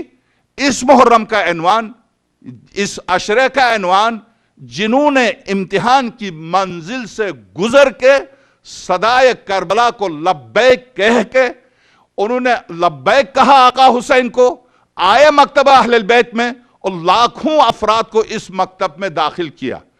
ان کی کتابوں کا خلاصہ جو انہوں نے اب تک کتابیں لکھی اور اس کی وجہ سے کتنے اس مکتبہ اہل البیت سے آشنا ہوئے اور ان آشنا ہونے والوں نے کیا کیا رائے کا اظہار کیا، اس پر میری گفتگو ہے۔ اور انشاءاللہ یہ خوش نہیں ہے، یہ موضوع انتہائی دلچسپ موضوع ہے، اور ظاہر ہے کہ ہر سال ایک ہی موضوع پر اور ایک ہی روش پر گفتگو انسان ذہنی طور پر بھی تھک جاتا ہے، اور اس میں اسی کے ضمن میں جو بھی سوالات آ سکتے ہیں، واقعاً ذہن میں جو بیٹھتے ہیں مجلس میں، بعض اوقات آ کے بیٹھتے ہیں، میں مجلس پڑھتا ہوں، کوئی بھی خطیب آ کے خطابت کرتا ہے، خطابت سے 10 سوالات پیدا ہوتے ہیں، اور اس کے بعد بیچارے پریشان ہو کے چلے جاتے ہیں، انہیں کوئی تسلی بخش جواب نہیں ملتا، یا تو مولانا سوالات اٹھا کے جواب نہیں دیتے، یا پھر آپ جواب لینے کی کوشش کریں تو مل کے نہیں دیتے۔ میں آپ کی خدمت میں عرض کروں کہ بے شک مجلس میں آپ آ جائیے اور پوری کوشش کیجئے، سوئیے نہیں۔ کربلا جگانے کا نام ہے، سلانے کا نام نہیں ہے۔ یہ کربلا ہے، اب کل سے کربلا پر گفتگو ہے۔ کربلا پر گفتگو کے وقت آپ پوری طرح جھاگ جائیے، اس لیے کہ اب تو وقت قریب آ رہا ہے۔ اس کربلا کے مالک و صاحب و وارث کے آنے کا وقت قریب آ رہا۔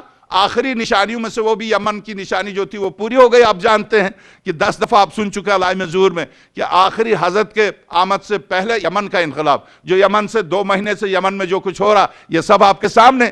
اس بنا پر آپ سے خواہش ہے کہ واقعاً اب پوری طرح توجہ سے واقعہ کربلا کو اسی انداز سے سنیے جس انداز سے ائمہ علیہ السلام نے پیش کیا۔ میں نے عرض کیا کہ امام باقر سلام اللہ علیہ نے، درست ہے کہ خود امام نماز پر درس دیتے تھے، روزے پر درس دیتے تھے، تفسیر قرآن بیان فرماتے تھے، مگر جب کسی خطیب کو، کسی مرثیہ گو کو بلاتے تھے تو مرثیہ پڑھتا تھا کمیت مرثیہ گو شاعر تھا، کمیت مرثیہ پڑھتا تھا، اور حضرت خواہش کرتے تھے کہ اس عربی دیہاتی صدا میں پڑھیے۔ پس پردہ خواتین بیٹھتی تھی، وہ اسی دیہاتی صدا میں مرثیہ پڑھتا تھا۔ جس وقت خواتین عصمت کی آوازیں بلند ہوتی تھی رونے کی، اس وقت حضرت فرماتے تھے کمیت، خدا تجھے جب تک تیری زبان ہمارا ساتھ دے اس وقت تک تیرے اوپر رحمتوں کی بارش کرے۔ حضرت اسے دعائیں دیتے تھے۔ ہماری گفتگو آج کی حد تک میں اس سے زیادہ آپ کا وقت نہیں لینا چاہتا ہوں۔ انشاءاللہ کل چونکہ دن پہلا دن ہے، آج شب پہلی شب ہے، اس مناسبت سے چونکہ ظاہر ہے چاند کے مہینے رات سے شروع ہوتے ہیں نہ کہ دن سے، تو اس اعتبار سے آج یعنی میرے حساب سے پہلی محرم ہے۔ پہلی محرم اس اعتبار سے کہ پہلی چاند یعنی چاند رات ہے۔ اب منتظمین شاید چاند رات کو پہلی نہیں کہتے بلکہ کل سے پہلی کہتے ہیں، مگر اگر آپ شرعاً دیکھیں تو مہینہ جو چاند کا مہینہ ہے وہ رات سے شروع ہوتا ہے، دن سے شروع نہیں ہوتا۔ رات کے اعتبار سے آج چاند رات ہے، آج پہلی محرم ہے۔ اسی مناسبت سے میں 2 جملے آپ کی خدمت میں مصائب کے جو کہ واقعاً آپ جانتے ہیں کہ محرم کی مناسبت سے آج ہم جمع ہوئے ہیں۔ ہاں، سال بھر ہم فضائل بھی سنتے رہے، امر بالمعروف نہی عن المنکر بھی سنتے رہے، مگر اب ہر چیز کا ایک موسم ہے۔ قرآن کریم کا موسم ہے رمضان المبارک، چونکہ رمضان میں قرآن نازل ہوا ہے، قرآن کا موسم ہے، عبادت کا، تزکیہ نفس کا اور مسلسل ریاضت کا۔ اسی طرح سے محرم ہے۔ یہ محرم کس کا موسم ہے؟ آپ سب جانتے ہیں، مجھے کہنے کی ضرورت نہیں ہے۔ یہ محرم کون سی ہستیاں ہیں جو میرے آپ کے کس انتظار میں، کیا انتظار کر رہے ہیں؟ میرے عزیز، صرف 2 جملے میں آپ کی خدمت میں عرض کروں ایک تو یہ کہ مصائب کے طور پر رسماً ہم نے مصائب پڑھ دیا، آپ نے سن لیے، رو لیے. ایک تو ہے کہ نہیں، مصائب میں بھی ایک حقیقت ہے، بلکہ اسی حقیقت کی خاطر یہ سب کچھ ہے، اسی حقیقت کی وجہ سے سب کچھ ہے. میں عرض کروں کہ جب شہزادی سے آقا حسین کی رخصتی کا ذکر ہوتا ہے تو آپ سنتے ہیں کہ قبر مقدس پر آقا حسین گئے اور تھوڑی دیر کے لیے آقا امام حسین سلام اللہ علیہ کی آنکھ لگی، یا یہ کہ آواز آئی میرے لال خدا حافظ. قبر رسول پر گئے سرور کائنات سے رخصت ہونے کے لیے، تو وہاں سے آواز آئی میرے نور نظر میں منتظر ہوں، آپ چلے جائیے. اس طرح کی گفتگو آپ سنتے ہیں. آئیے ایک واقعہ جو بالکل شہزادی کونین سے متعلق، شاید ہو سکتا آپ نے سنا ہو، مگر چونکہ میری نظر سے گزرا ہے تو میں آپ کی خدمت میں عرض کرتا ہوں. ایسا نہیں ہے کہ یہ واقعات صرف دقت کے لیے، رقت کے لیے، رلانے کے لیے، نہیں، بخدا ایسا نہیں ہے. کچھ حقائق ایسے ہیں جن کی طرف انسانی فکر ان تک نہیں پہنچ سکتی. مثلا قرآن کریم نے کہا وَلَا تَحْسَبَنَّ الَّذِينَ قُتِلُوا فِي سَبِيلِ اللَّهِ أَمْوَاتًا، نہیں پہنچ سکتی. میری آپ کی فکر اس حقیقت تک نہیں پہنچ سکتی. قرآن کہتا ہے ہرگز گمان بھی نہ کرنا، میری راہ میں جو ٹکڑے بکھرے ہیں انہیں مردہ نہیں کہو، یہ زندہ ہے. گمان بھی نہ کرنا کہ یہ مردہ، یہ زندہ ہے.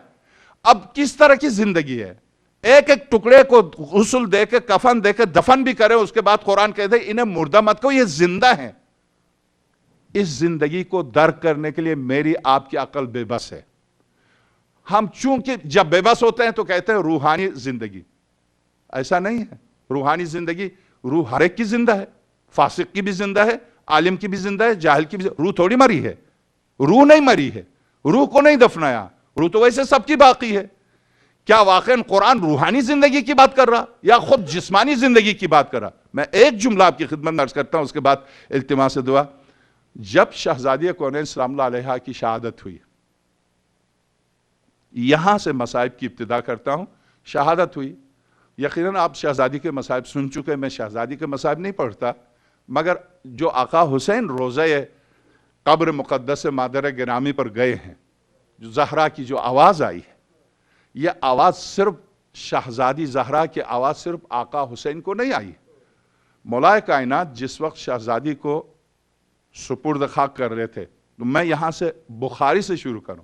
بخاری نے باب جنائز میں، باب جنائز پہلی جلد ہندوستان میں بمبئی میں جو چھپی ہے، باب جنائز پہلی جلد لکھا ہے کہ جس وقت سرور کائنات نے حضرت فاطمہ بنت اسد کو سپرد خاک کیا، قبر میں لٹانے سے پہلے خاتم الانبیاء خود لیٹے، لیٹنے کے بعد اٹھے، اٹھنے کے بعد قبر سے اشارہ کر کے فرمایا اے قبر خبردار میری ماں آ رہی ہے. بخاری باب جنائز پہلی جلد، خبردار میری ماں آ رہی ہے. امیر المومنین نے اوپر سے مادر گرامی کا جنازہ دیا، پیغمبر خدا نے لیا، لٹایا. لٹانے کے بعد پیغمبر خدا دیر تک اپنے کان کو زبان کے قریب کر کے کچھ سنتے رہے. ایک دفعہ بولے یا امی ابن کے، اے مادر گرامی آپ کا بیٹا، آپ کا بیٹا. اس روایت کو 11 کتابوں سے میں نے حفظ کیا. تسلیت الفوات فی بیان الموت والمعاد، ایک موت کا منظر، 2 حلیت المتقین، 3 بخاری، 4 میں باقی 7 کتابوں کو ایک طرف رہنے دے، چونکہ میں مصائب شروع کر چکا، مقدمہ عرض کر رہا ہوں. ان میں صرف 1-2 الفاظ کی کمی بیشی کے ساتھ یہی روایت ہے کہ سرور کونین نے دست مبارک سے فاطمہ بنت اسد کو سپرد خاک کیا، اس کے بعد دیر تک کچھ سنتے رہے اور اسی دوران بولے یا امی ابن کے، اے مادر گرامی آپ کا بیٹا، آپ کا بیٹا. اب تک خاتم الانبیاء رو رہے تھے. اس جملے کے بعد خاتم الانبیاء کے چہرے پر مسکراہٹ آئی، چہرہ بدلا، خوشحالی کے ساتھ قبر سے نکلے. صحابہ نے پوچھا یا رسول اللہ، ہم نے آج تک مکے سے یہاں تک کبھی نہیں دیکھا جو آپ نے حضرت فاطمہ بنت اسد کے ساتھ کیا. پہلی بات یہ کہ نماز جنازہ ان کی آپ نے 7 تکبیروں والی پڑھی. دوسری بات یہ کہ جنازہ اتارنے سے پہلے آپ قبر میں لیٹے. اور تیسری بات یہ کہ آپ گفتگو کر رہے تھے اور آپ نے کہا ابن آپ کا بیٹا. یہ سب کیا؟ تو میں اگلا حصہ بالکل شروع کا چھوڑ کے اسی نقطے پر عرض کروں. پیغمبر خدا نے فرمایا جی ہاں. میرے سامنے سوال و جواب شروع ہو چکا تھا. جب میری ماں سے پوچھا من رب کے، جواب دیا من نبیو کے، تو اس ملک سے سوال کرنے والے سے پلٹ کے کہا نہیں تو جانتا نہیں ہے جو کھڑے مجھ پر رو رہا یہی میرا پیغمبر ہے. اس کے بعد جب میری ماں سے سوال کیا من امام کے، تیرا امام کون ہے، تو اس وقت میری ماں شرما کے خاموش ہو گئی. تو میں نے کہا اماں یہ شرمانے کی منزل ہے، بولیے میرا بیٹا علی جو اوپر رو رہا. یہاں مجھے بولنا پڑا، ورنہ بولنے کی ضرورت نہیں تھی. یا رسول اللہ اب تک رو رہے تھے، نکلتے وقت مسکرائے. ہاں میں نے اپنی ماں سے وعدہ کیا تھا کہ اے مادر گرامی اس وقت تک میں آپ کی قبر سے نہیں ہٹوں گا جب تک آپ اپنی منزل کی طرف روانہ نہ ہوں. تو جب منزل دکھا دی گئی اور میری ماں جب جا رہی تھی میری طرف دیکھ کے مسکراتی تھی، اور جب میری ماں مسکرائی تو میں مسکرایا.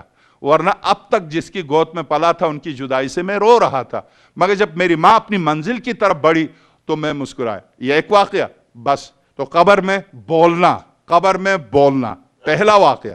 دوسرا واقعہ مولا کائنات ہیں، شہزادی کونین کو لے کے گئے ہیں، نصف شب ہے، گپ اندھیرا ہے. آقا امام حسن مجتبی اور امام حسین سے فرمایا میرے لال دونوں چھوٹی بہنیں ہیں زینب اور ام کلثوم، ان کو سنبھالو، میں سپرد خاک کر. امیر المومنین علامہ حضرت آیت اللہ العظمیٰ تبریسی ان کی پہلی کتاب الاحتجاج پہلی جلد، جہاں سے یہ جملہ عرض کر رہا ہوں. مولا کائنات نے جب شہزادی کو بالکل اسی انداز سے جس انداز سے سرور کونین حضرت فاطمہ بنت اسی انداز سے قبر مقدس میں اتارا، اتارنے کے بعد اب امیر المومنین زہرا کے پہلو میں ہیں، آواز دے رہے ہیں فاطمہ کلمینی، فاطمہ علی ہوں مجھ سے بات کرو، فاطمہ مجھ سے بات کر لو. ایک دفعہ امیر المومنین نے آواز دی، دوسری دفعہ جب آواز دی تو علامہ تبریسی لکھتے ہیں شہزادی کی آواز آئی علی میری معصوم بچی چوکھٹ پر سر رکھ کے رو رہی ہے، ام کلثوم اور زینب رو رہی ہیں، علی چلے جاؤ میری بچیوں کو سلا کے واپس آ جاؤ، مجھے تنہا نہیں چھوڑو.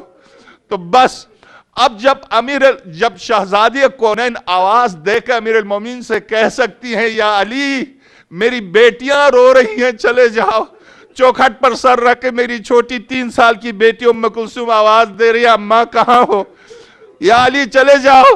تو میں یہاں صرف 2 جملے عرض کر دوں.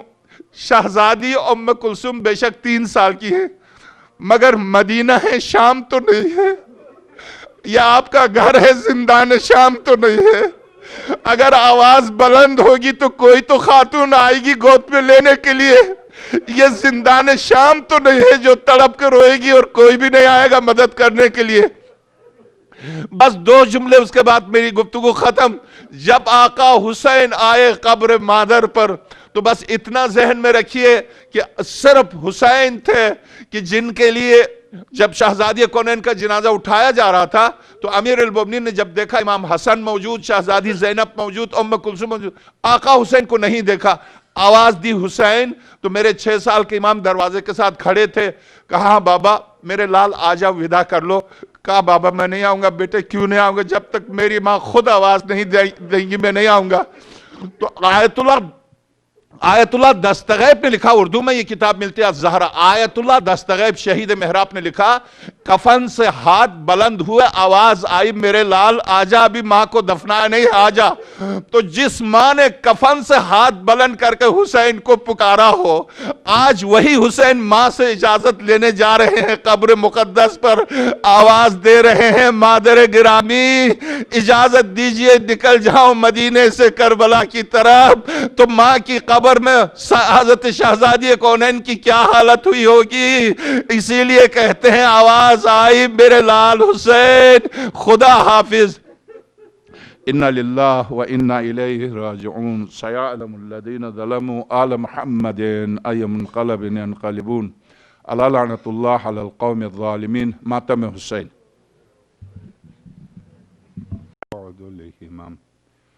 ولا يناله غوث الفتن الذي ليس لصفته حد محدود ولا نعت موجود ولا أجل ممدود ولا وقت معدود فطر الخلائق بقدرته ونشر الرياح برحمته ووتد بالصخور ميدان عرضه.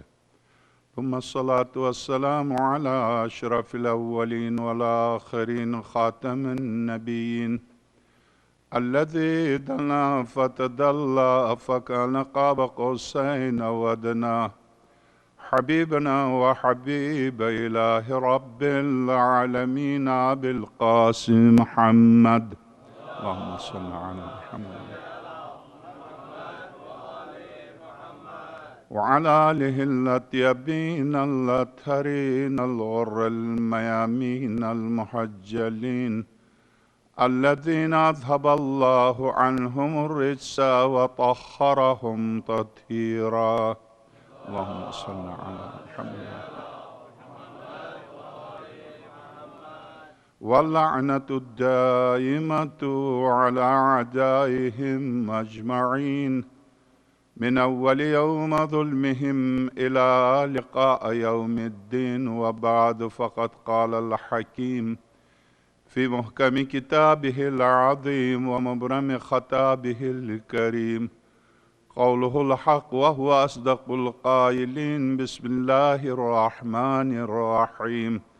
إن الذين قالوا ربنا الله ثم استقاموا تتنزل عليهم الملائكة أن لا تخافوا ولا تحزنوا وأبشروا بالجنة التي كنتم توعدون نحن أولياءكم في الحياة الدنيا وفي الآخرة. صلوات.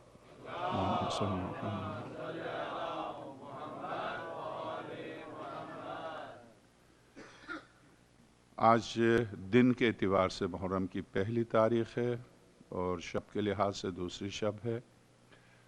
ظاہر ہے کہ دن کے اعتبار سے جمعہ پہلی تاریخ ہونے کی مناسبت سے اتوار کو عاشور ہے، اور انشاءاللہ آج سے ہم اپنے موضوع یہاں کے لیے جو میں نے منتخب کیا ہے اس موضوع سے متعلق میری گفتگو آج سے شروع ہے۔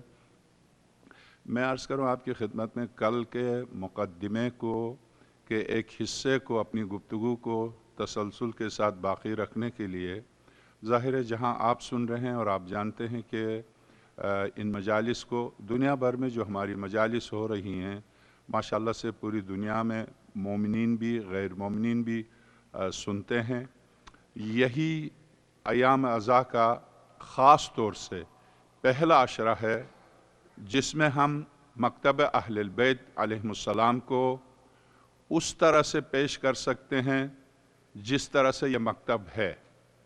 آپ بھی جانتے ہیں اور ہم سب جانتے ہیں اس سلسلے میں کہ مسلمانوں کے درمیان اگر اختلاف ہے نماز میں تو وہ صرف ایک سطحی اختلاف ہے، ہاتھ باندھنے یا کھولنے، یا خود اہل سنت کے درمیان باندھنے کے اوپر بھی اختلاف ہے کہ کہاں سینے پر باندھیں یا نیچے باندھیں، یہ سطحی اختلاف ہے۔ اور اسی طرح سے زکوٰۃ کے سلسلے میں کوئی زیادہ اختلاف نہیں ہے، حج کے سلسلے میں کوئی زیادہ اختلاف نہیں ہے، اور اسی طرح سے روزے کے سلسلے میں بہت کم اختلاف ہے، وہ بھی اس طرح سے کہ مکتب اہل البیت چونکہ ہر فرائض میں ہر فریض الہی میں قرآن کا پابند ہے۔ قرآن کریم کا ارشاد ہے اتم الصیام الی اللیل، روزہ تمام کرو رات پر۔ تو چونکہ ہم قرآن کے تابع اس لیے ہم رات پر روزے کو تمام کرتے ہیں، وہ ذرا دن میں تمام کرتے ہیں، یہی فرق ہے، کوئی زیادہ نہیں ہے۔ تو اسی طرح سے عرض کروں کہ یہ اختلافات سطحی ہیں، چونکہ صریح آیت ہے اتم الصیام الی اللیل، اس کا تعلق فقہی مسائل سے نہیں ہے۔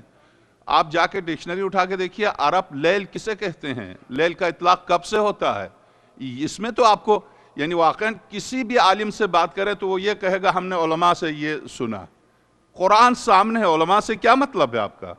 یعنی آج کے دور میں بھی قرآن کو چھوڑ کر غیر قرآن کی رجوع کرنے والے کہاں سے چلے آ رہے ہیں، کب سے چلے آ رہے ہیں، یہ مکتب کہاں سے وجود میں آیا، اس مکتب کی اصلیت کیا ہے؟ یعنی قرآن کریم کی روح سے، جیسا کہ آج میں نے جمعہ کے خطبے میں آپ کی خدمت میں عرض کیا کہ یہ دین ایک آئین زندگی ہے، ایک آئین زندگی ہے۔ درست ہم سب جانتے ہیں اس دین میں عیسائیت کی طرح یہودیت کی طرح صرف عبادی پہلو نہیں ہے. اس دین مقدس اسلام اور یہودیت اور نصرانیت وہ بھی آسمانیت یان ہے, وہ بھی کتاب آسمانی رکھتے ہیں, ہم بھی کتاب آسمانی رکھتے ہیں. فرق کیا ہے؟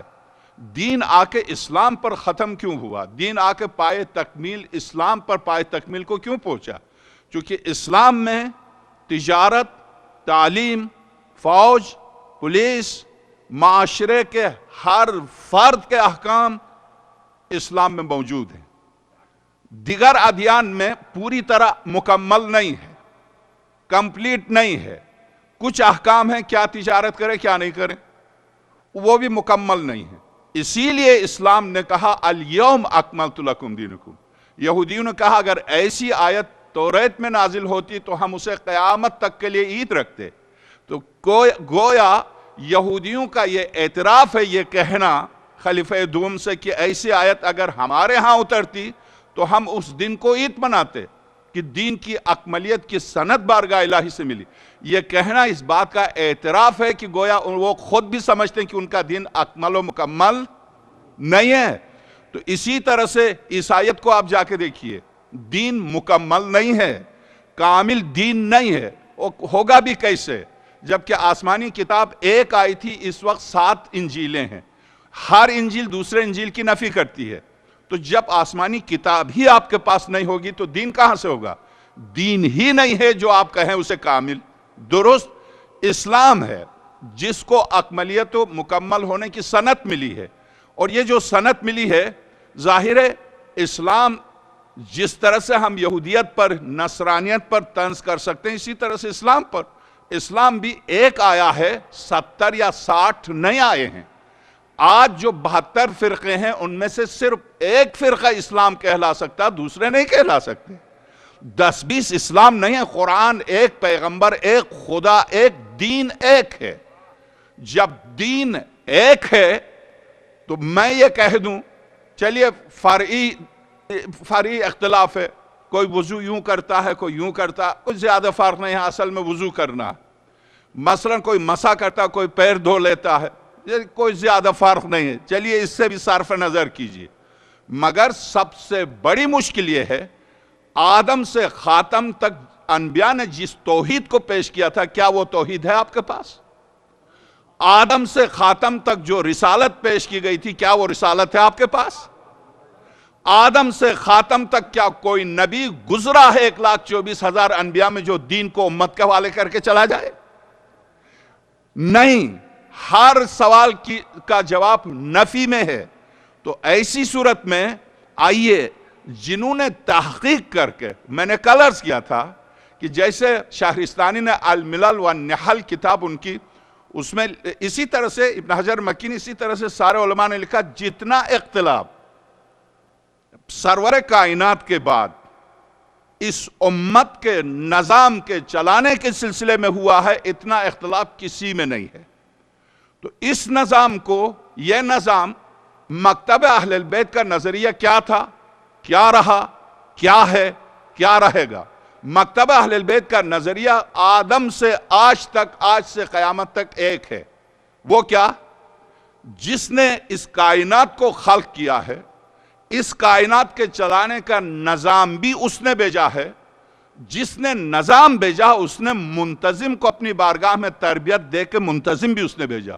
یہ ہے، ہم کہتے ہیں کائنات جس کی ہے نظام اس کا، نظام جس کا ہے منتظم بھی اس کا. ہم یہ کہتے ہیں.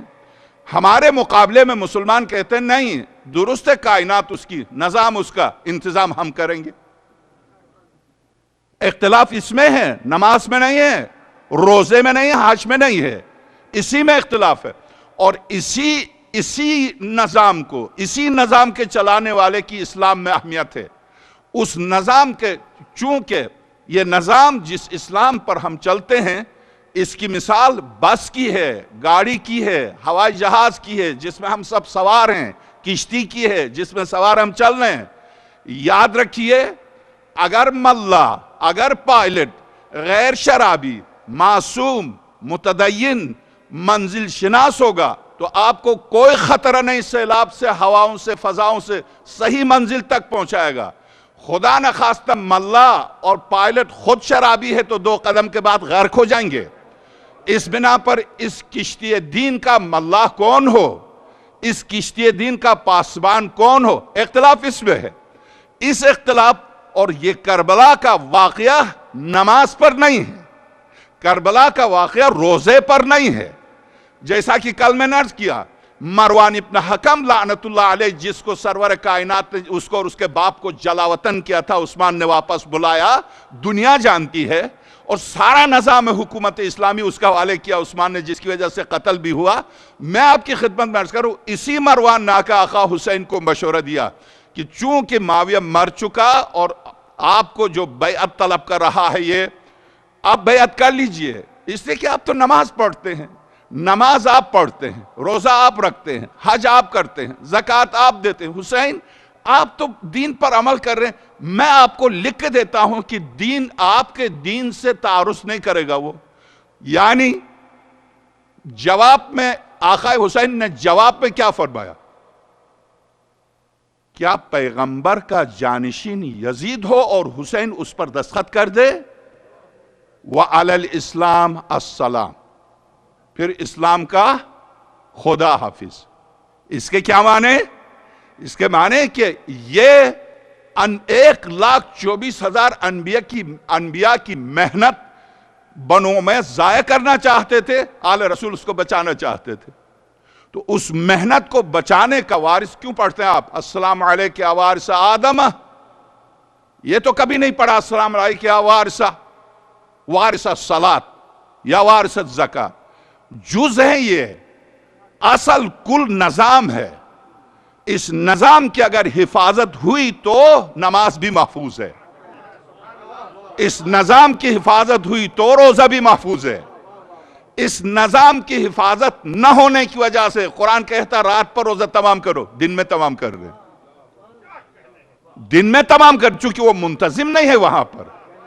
جنہوں نے شناخت کی، اسلام کو پہچانا، اسلام کو دقت سے، جیسا کہ کل میں نے عرض کیا تھا، جنہوں نے بڑی دقت سے باپ کٹر وہابی، ماں وہابیہ، دادا وہابی، پردادا وہابی، یہاں سے پتہ چلتا ہے کہ مولا کائنات نے یہ جو فرمایا تھا صفین میں، مالک اشتر نے جب کہا کہ میں نے 500، آج تو غلام اور آقا برابر ہو گئے، میری تلوار نے بھی 500 کو چنا، تو حضرت نے مسکرا کے فرمایا تھا جی ہاں برابر ہوئے، مگر مالک میری ذوالفقار صرف اس پر چلی ہے جس کی نسل میں کوئی نہیں تھا۔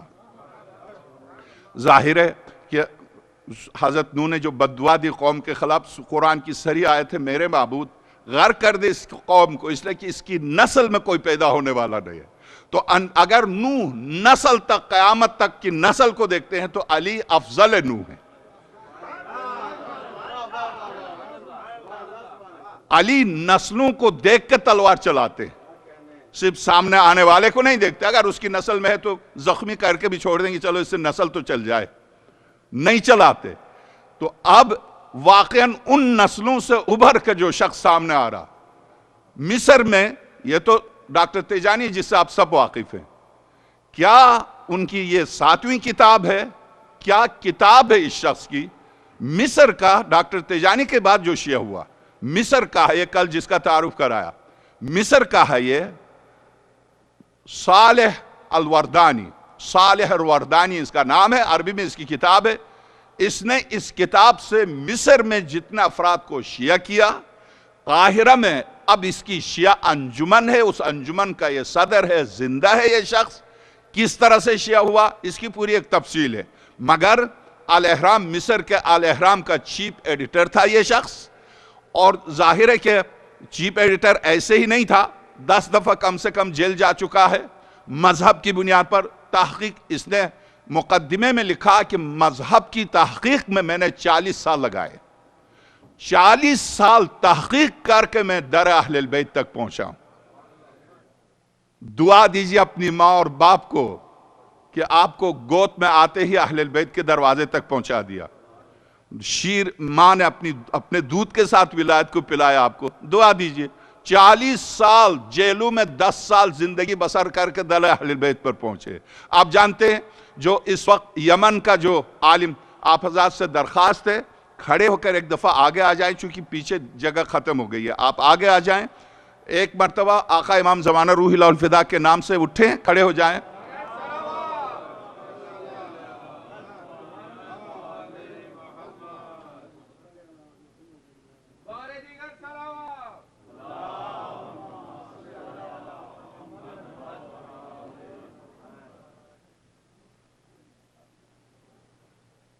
ایک اور صلوات بھیجیے گا۔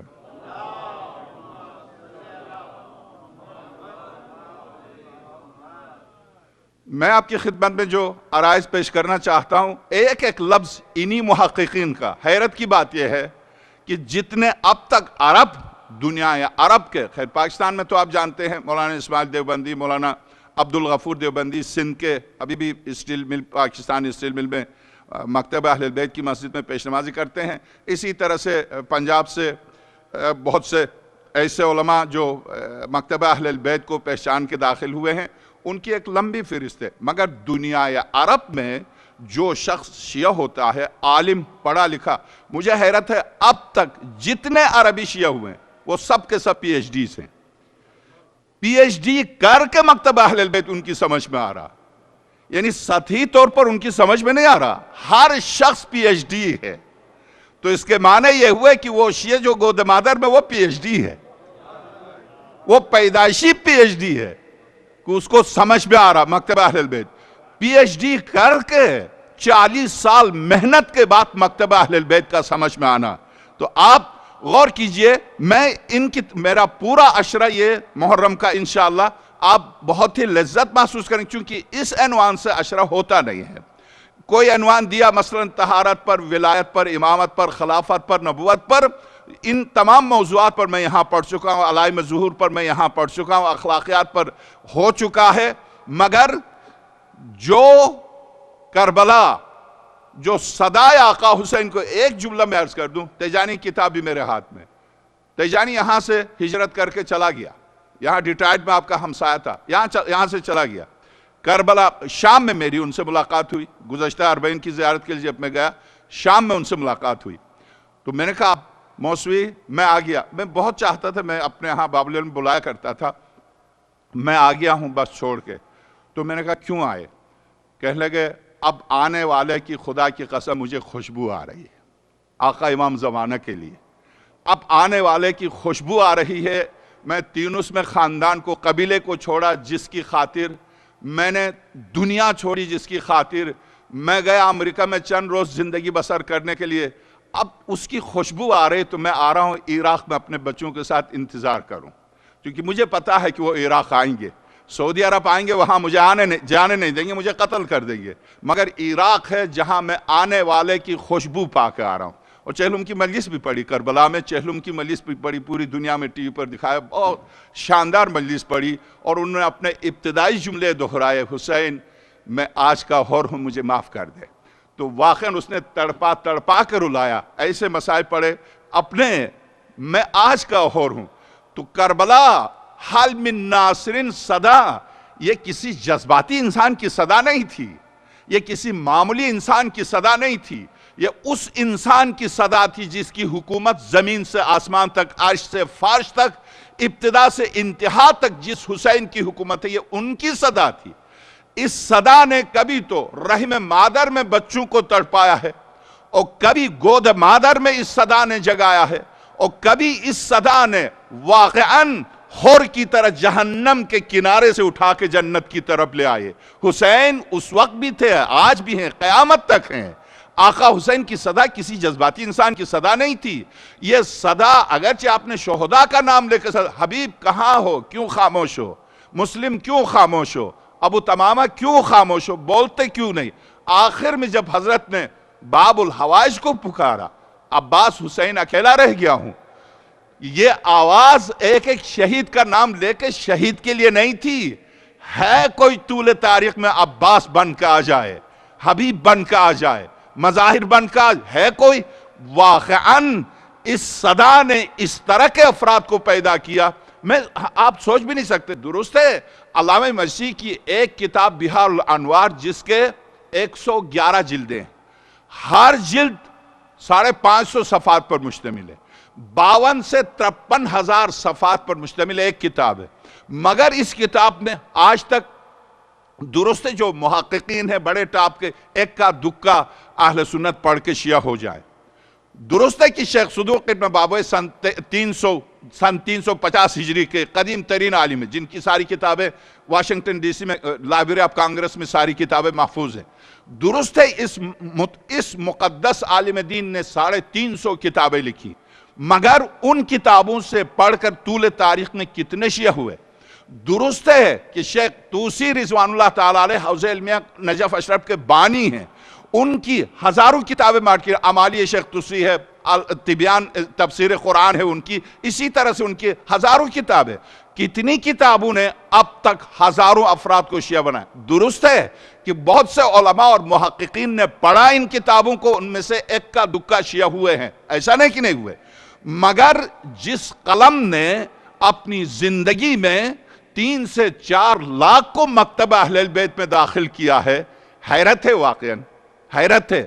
ڈاکٹر تیجانی تیونس میں کوئی بھی نہیں تھا، پہلا شیعہ تھا، کتابوں کے ذریعے۔ یہی آپ کی خدمت میں عرض کروں، ملیشیا میں سب کے سب شافعی مذہب تھے، پہلا شخص جس کی کتابیں پڑھ کے اس وقت ملیشیا میں 10 سے 15,000 شیعہ ہیں، انہی کی کتابیں پڑھ کر ملیشین زبان میں چھپ چکی ہے۔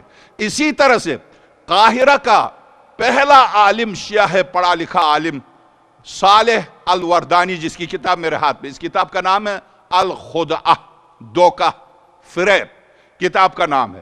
کتاب ہے واقعاً مجھ جیسے ایک طالب علم کے لیے اگر اجتہاد کرنا چاہے تو گویا اجتہاد کی منزل ہے، یہ ایک معمولی کتاب نہیں ہے۔ اردو میں بھی چھپی ہے، جس کا نام ہے فریب۔ میں نے کل عرض کیا تھا کہ اس عشرے میں میری پوری کوشش ہوگی، یہ افراد مکتبہ اہل بیت میں داخل ہوئے تو کس بنیاد پر داخل ہوئے، ان کے پیش نظر کون سی چیزیں تھی جن چیزوں نے انہیں کھینچا، اور اب اتنے ڈاکٹر تیجانی یہاں لکھتے ہیں کہ میری کتابوں پر بعض خود شیعوں نے بھی میرے ساتھ زیادتی کی، لکھتے ہیں، میں ان کی عبارت آپ کی خدمت میں پیش کرتا ہوں، ایک صلوات بھیجیے گا۔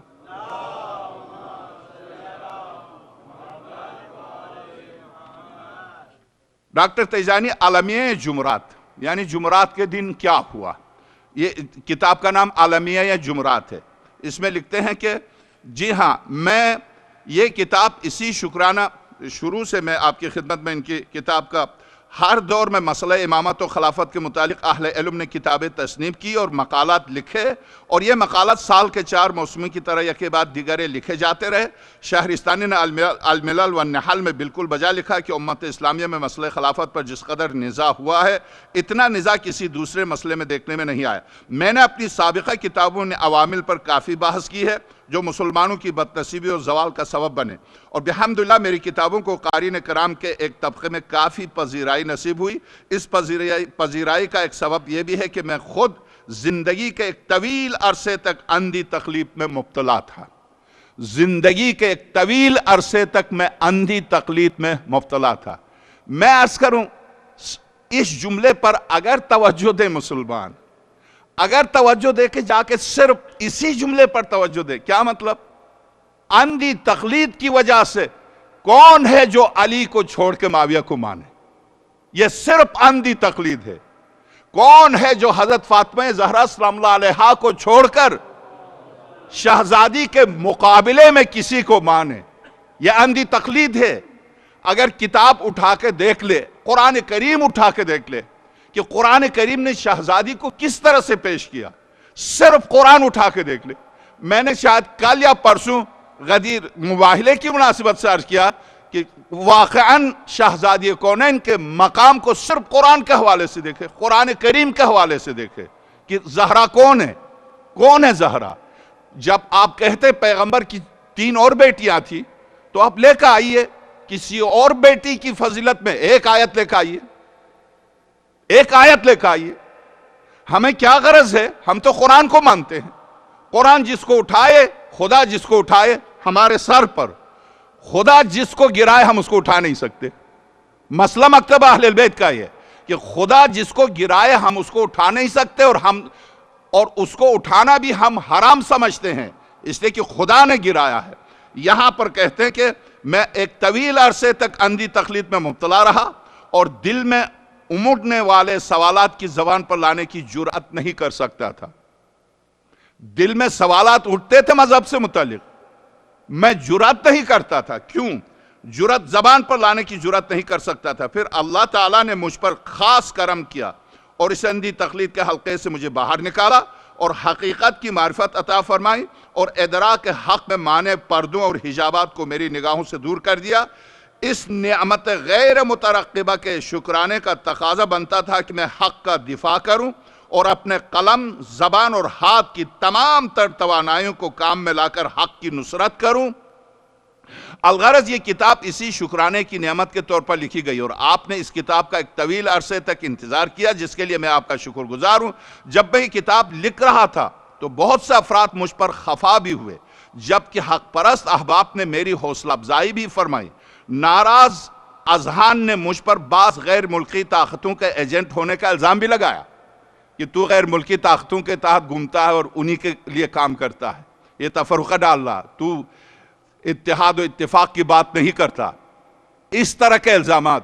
یعنی بہرحال یہ ان کی عبارت ہے، گریز نہیں کیا، یعنی ایجنٹ ہونے کا بھی الزام لگانے سے گریز نہیں کیا، اور حوصلہ شکن حالات کے باوجود میں بلا خوف لومۃ لائم کتاب لکھنے میں مصروف رہا۔ عالمی جمعرات میں انہوں نے جو سرور کائنات صلی اللہ علیہ وآلہ وسلم کی وفات سے شروع کیا ہے، اللہم صلی علی محمد، وفات پیغمبر خدا سے شروع کیا۔ اب میں جو کچھ بھی عرض کرتا ہوں، کسی بھی مومن کو دیکھنا ہو، بے شک میرے اترنے کے بعد ان دونوں کتابوں میں سے جس کتاب کا حوالہ دوں گا اس کتاب میں میری شرعی ذمہ داری ہے، ممبر سے گفتگو کر رہا ہوں۔ یہ ممبر اس وقت جو ہم بیٹھے ہیں نماز ولایت پڑھ رہے ہیں۔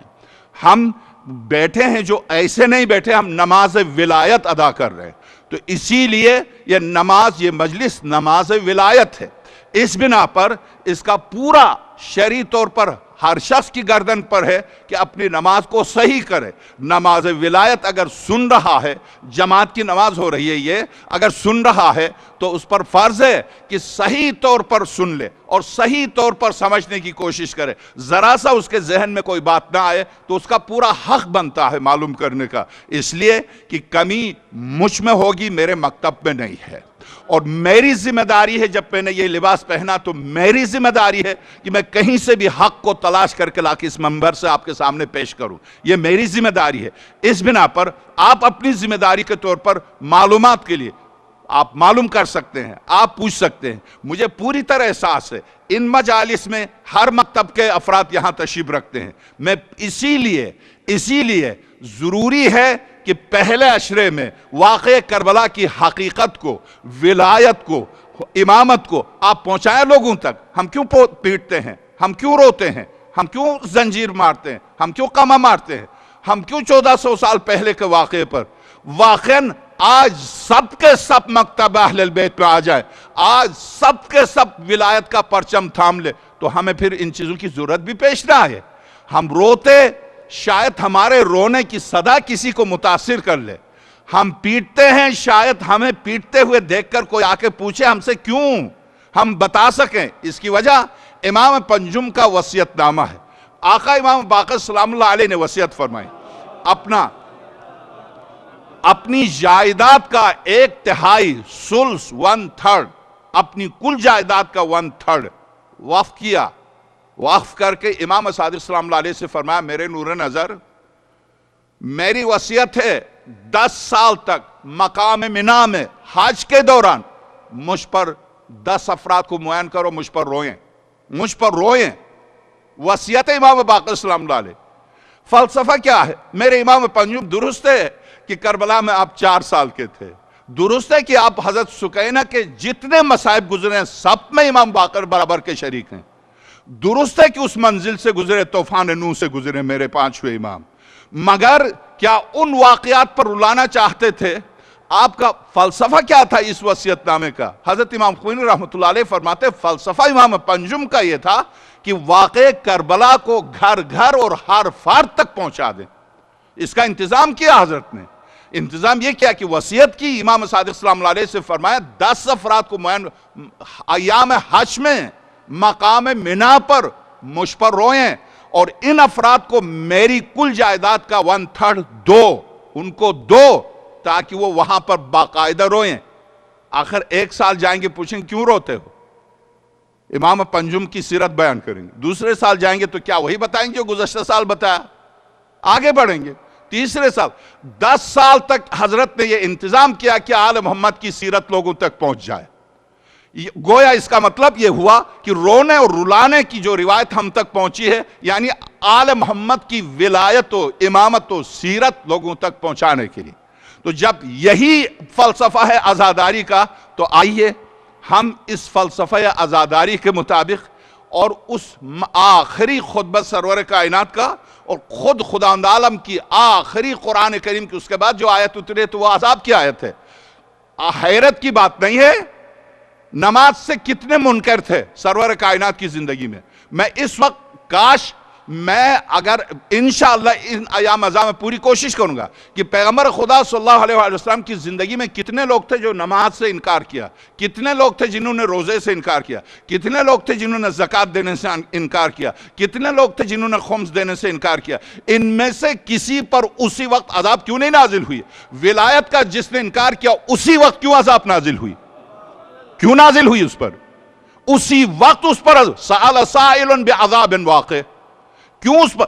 اور حیرت کی بات سرور کائنات وما ارسلناک الا رحمت للعالمین، ہم نے آپ کو رحمت بنا کے بھیجا. درست سورہ انبیاء کی آیت سورہ مبارکہ آل عمران ارشاد ہوتا کہ جب تک ما کان اللہ ان یعذبہم وانت فیہم، سورہ آل عمران، خدا عذاب نازل نہیں کرتا جب تک آپ کا وجود ہے. اس لیے کہ کیسے جب آپ کو میں نے رحمت بنا کے بھیجا ہے تو رحمت کی موجودگی میں عذاب کیسے؟ تو جب رحمت مجسم کی موجودگی میں عذاب، لوط پر ظلم کرنے والوں پر عذاب، نوح پر ظلم کرنے والوں پر عذاب، ابراہیم پر ظلم کرنے والوں پر عذاب، اسی طرح سے صالح کی اونٹنی پر ظلم کرنے والوں پر عذاب. کیا صالح پیغمبر کی اونٹنی کے برابر نعوذ باللہ نہیں خاتم الانبیاء؟ سر سے پیر تک زخموں سے چور ہیں، عذاب نازل نہیں ہو رہی ہے. عذاب کے فرشتے آ چکے ہیں، حکم تو دیجئے، ایک لفظ کہیے ہم ان کو الٹ پلٹ کے اوپر سے آگ برسا دیں گے قوم لوط کی طرح. نہیں، میں نہیں کر سکتا. کیوں حبیب؟ اس لیے کہ خدا نے مجھے رحمت بنا کے بھیجا، مجھے یہ سارے زخم برداشت کرنے بد دعا نہیں دینی ہے. جب خاتم الانبیاء زخمی ہوں عذاب نہ آئے رحمت کی وجہ سے، مگر خاتم الانبیاء کی موجودگی میں ولایت سے انکار پر اسی وقت عذاب آ جائے.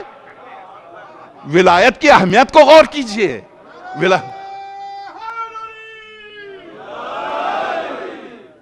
ولایت کی اہمیت اور اس کی عظمت. اسی لیے اب میں آپ کی خدمت میں ان محققین کی تحقیق کو پوری طرح بغیر کسی کمی بیشی کا آپ کی خدمت میں پیش کروں کہ واقعاً عالمیہ جمعرات، میں شروع کرتا ہوں ڈاکٹر تیجانی سے. عالمیہ جمعرات کیوں روتے؟ اگر شہزادی زہرا کو نہ رلایا جاتا آج ہم نہ روتے.